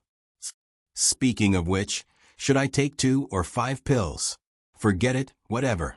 Under Long Do's dumbfounded gaze, Dr. Wu Zheng casually poured out a few sleeping pills and stuffed them into Kai Zhua's mouth. Then, he found a few ropes and tied Kai Zhua to the emergency table with a tortoiseshell. Then, he held a cigarette in his mouth and walked to the side to watch the movie. For a moment, the small room was filled with demons. The smell of smoke and pig stench flew together. In between, there was also the smell of disinfectant and alcohol. It was really unforgettable. When Ryudo and Narukai left with Kaiser, who was tied up tightly by the tortoiseshell and overdosed, and paid Dr. Wu Zheng a large sum of money, it was already 2:00 in the morning. Because there was still no news from Sensible, Ryudo went home to rest. At the same time, he asked Narukai to watch over the killer and not give him a chance to escape. Just like that, Long Do finally laid down on the soft bed, and the magnificent night finally came to an end. From last night to this morning, Long Do felt like a century had passed. During this time, he encountered some good things, such as Senior Sister Yunyen, Senior Sister Yunyen, Senior Sister Yunyen, and so on. Perhaps because he was too tired, Ryudo almost fell asleep as soon as he touched the pillow. In the dream, he saw Yunyen lying next to him in a very cool nightgown. At the same time, she turned sideways and smiled at him. Yunyen. I beep beep beep, beep beep beep, beep beep beep. Just as Ryudo instinctively wanted to hug her, his cell phone rang at an inappropriate time. Ryudo picked up the phone with a face of resentment. The time shown on it was 7:05. The person who called was Sensible Garo. Hello? Did you find any clues? Because his intimacy with Yunyen was disturbed, Ryudo's tone was obviously a little upset. However, Sensible on the other side of the phone obviously didn't have time to care about this. He said in an anxious tone, "Not good, boss. Something big happened this time." Sensible was usually a very calm person. Since he thought it was something big, then the trouble this time was definitely not small. So Ryudo also woke up and asked seriously, "What's the matter?" "It's not convenient to talk about it on the phone. Come to the company, quickly. Let's meet here."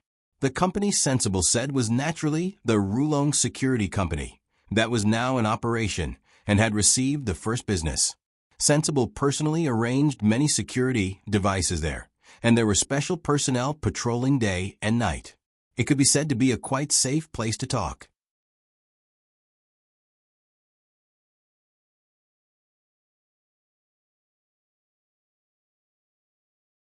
Chapter 116. After a period of construction and renovation, Zhang Xian's house had been built and renovated. Today's Rulong Security Company was no longer the same as the previous BlackBerry Finance. With the help of the first startup fund contributed by Gao Yuan, he had booked the entire floor of the office building and planned it in an orderly manner. What rooms should be done, what should be done, and who should be done. All the work was in order and quite orderly.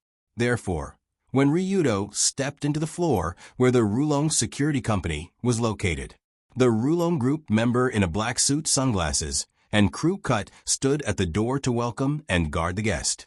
He immediately bowed to him. According to Gao Yuan, there were more than 100 security guards in the Rulong Security Company, and most of them were still receiving professional training from professional instructors in the suburban base. However, judging from the way these security guards were all wearing black suits and sunglasses, it would probably be difficult for the instructor to recognize them. After a while, Ryudo saw Sensible in the manager's office. At this time, he had big dark circles under his eyes, and he was looking down at the information in his hand. Originally, Ryudo was a little annoyed that Sensible interrupted his intimacy with Yunyan, but when he saw his dark circles, he knew that Sensible probably stayed up all night. He was admirable. "How is it? Are you okay?" Ryudo handed over the instant coffee he bought downstairs and said to Sensible, who was sitting behind the desk, "Not so good." Sensible shook his head and smiled bitterly. "But compared to this incident, my situation can't be better." "Is it that scary?" "Who is that guy named Kaiser?" "Well, to put it simply, he is a member of an organization called Executor." When the word Executor was mentioned, Sensible's body seemed to tremble slightly, and Ryudo also noticed this small detail. Executor. Although Ryudo had never heard of the organization Sensible mentioned, it was not difficult to guess what kind of guys they were from the name. Organization, the so-called professional assassin group. Yes, but it's not an ordinary professional assassin group, but a group of very famous monsters in the industry. I have fought with them several times, and I almost died in their hands. What? When he heard Sensible's words, Ryudo couldn't help but frown. Sensible's profession was a network detective, and he often dealt with various cases that couldn't be handled through normal means. Therefore, it was natural that he would have entanglement with the Executor. But according to Ryudo's knowledge, Sensible never exposed his true identity. How did the Executors almost kill him? Could it be that he could follow the cable to beat him up? Sigh, not to mention it's possible.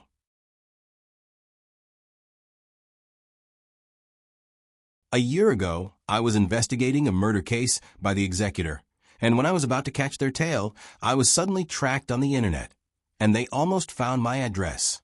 Although a year had passed, Sensible still felt a chill down his spine when he thought of the accident that almost took his life.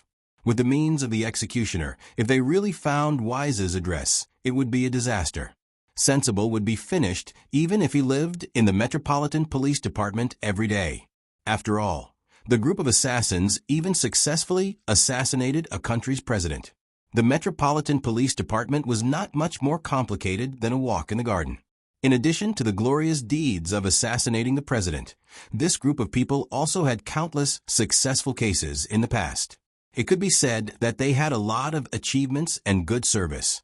According to my investigation, there are a total of 5 core members of the Executor. The guy you met named Kaiser is the codename number 5. So that's how it is. He has some skills. When thinking of Kaiser, Ryudo remembered the sudden assassination last night.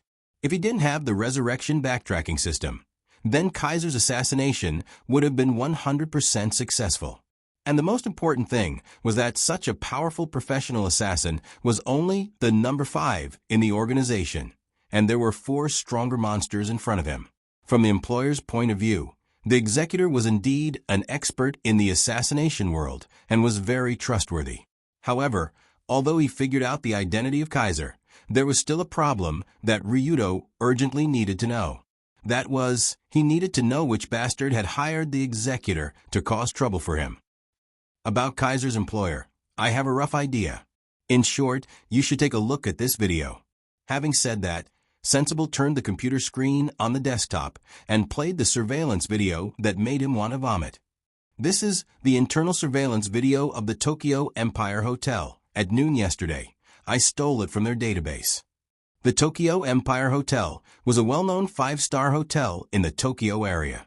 The protective facilities inside were naturally extremely strict, but in the eyes of Sensible, it was like a toilet in his house that he could enter whenever he wanted. In the video, a very quaint old car was parked in the underground parking lot as if no one was around, and a well-dressed, middle-aged gentleman walked down from the car. This guy is Kaiser? Although the appearance was no longer the same, because he had seen Kaiser with his own eyes, Ryudo could tell from his figure and walking posture that this was the number 5 assassin of the executor. Kaiser came to this hotel at noon yesterday, but not to check in, because he walked directly to the executive VIP room on the top floor. Because it was impossible for there to be any surveillance cameras in the executive VIP lounge, Mingji couldn't see who was contacting him and what they were talking about inside. However, as Sensible moved the time of this video forward, the first person who walked into this VIP room was clear at a glance. It was 2 men, one old and one young. The old one looked about 50 years old. He looked decent, but his eyes were full of cunning and insidious. Obviously, he wasn't a good person. The young man next to him was somewhat similar to him in appearance. Although he looked only in his early 20s, his face was pale. He was even a little breathless after walking a few steps. He seemed to be a prodigal son who was hollowed out by wine and women. These 2 guys are it's them. After seeing the 2 bastards, Ryudo's eyes changed quickly, and he couldn't help but take a deep breath. After noticing the change in Ryudo, Sensible smiled bitterly. I don't think I need to introduce them to you, right? You should know them. Of course I know them. Kamishiro Yoshiyuki and Kenzaki Filial Piety. It's these 2 bastards. Then I probably know what's going on. When mentioning these 2 names that had been spurned by players for a long time in Red Album 2, No Survivors, Ryudo raised the corner of his mouth, and his tone was full of murderous intent. You're tuning in to the Echo Reads YouTube channel. Don't forget to subscribe and join us on this journey to catch the most captivating stories.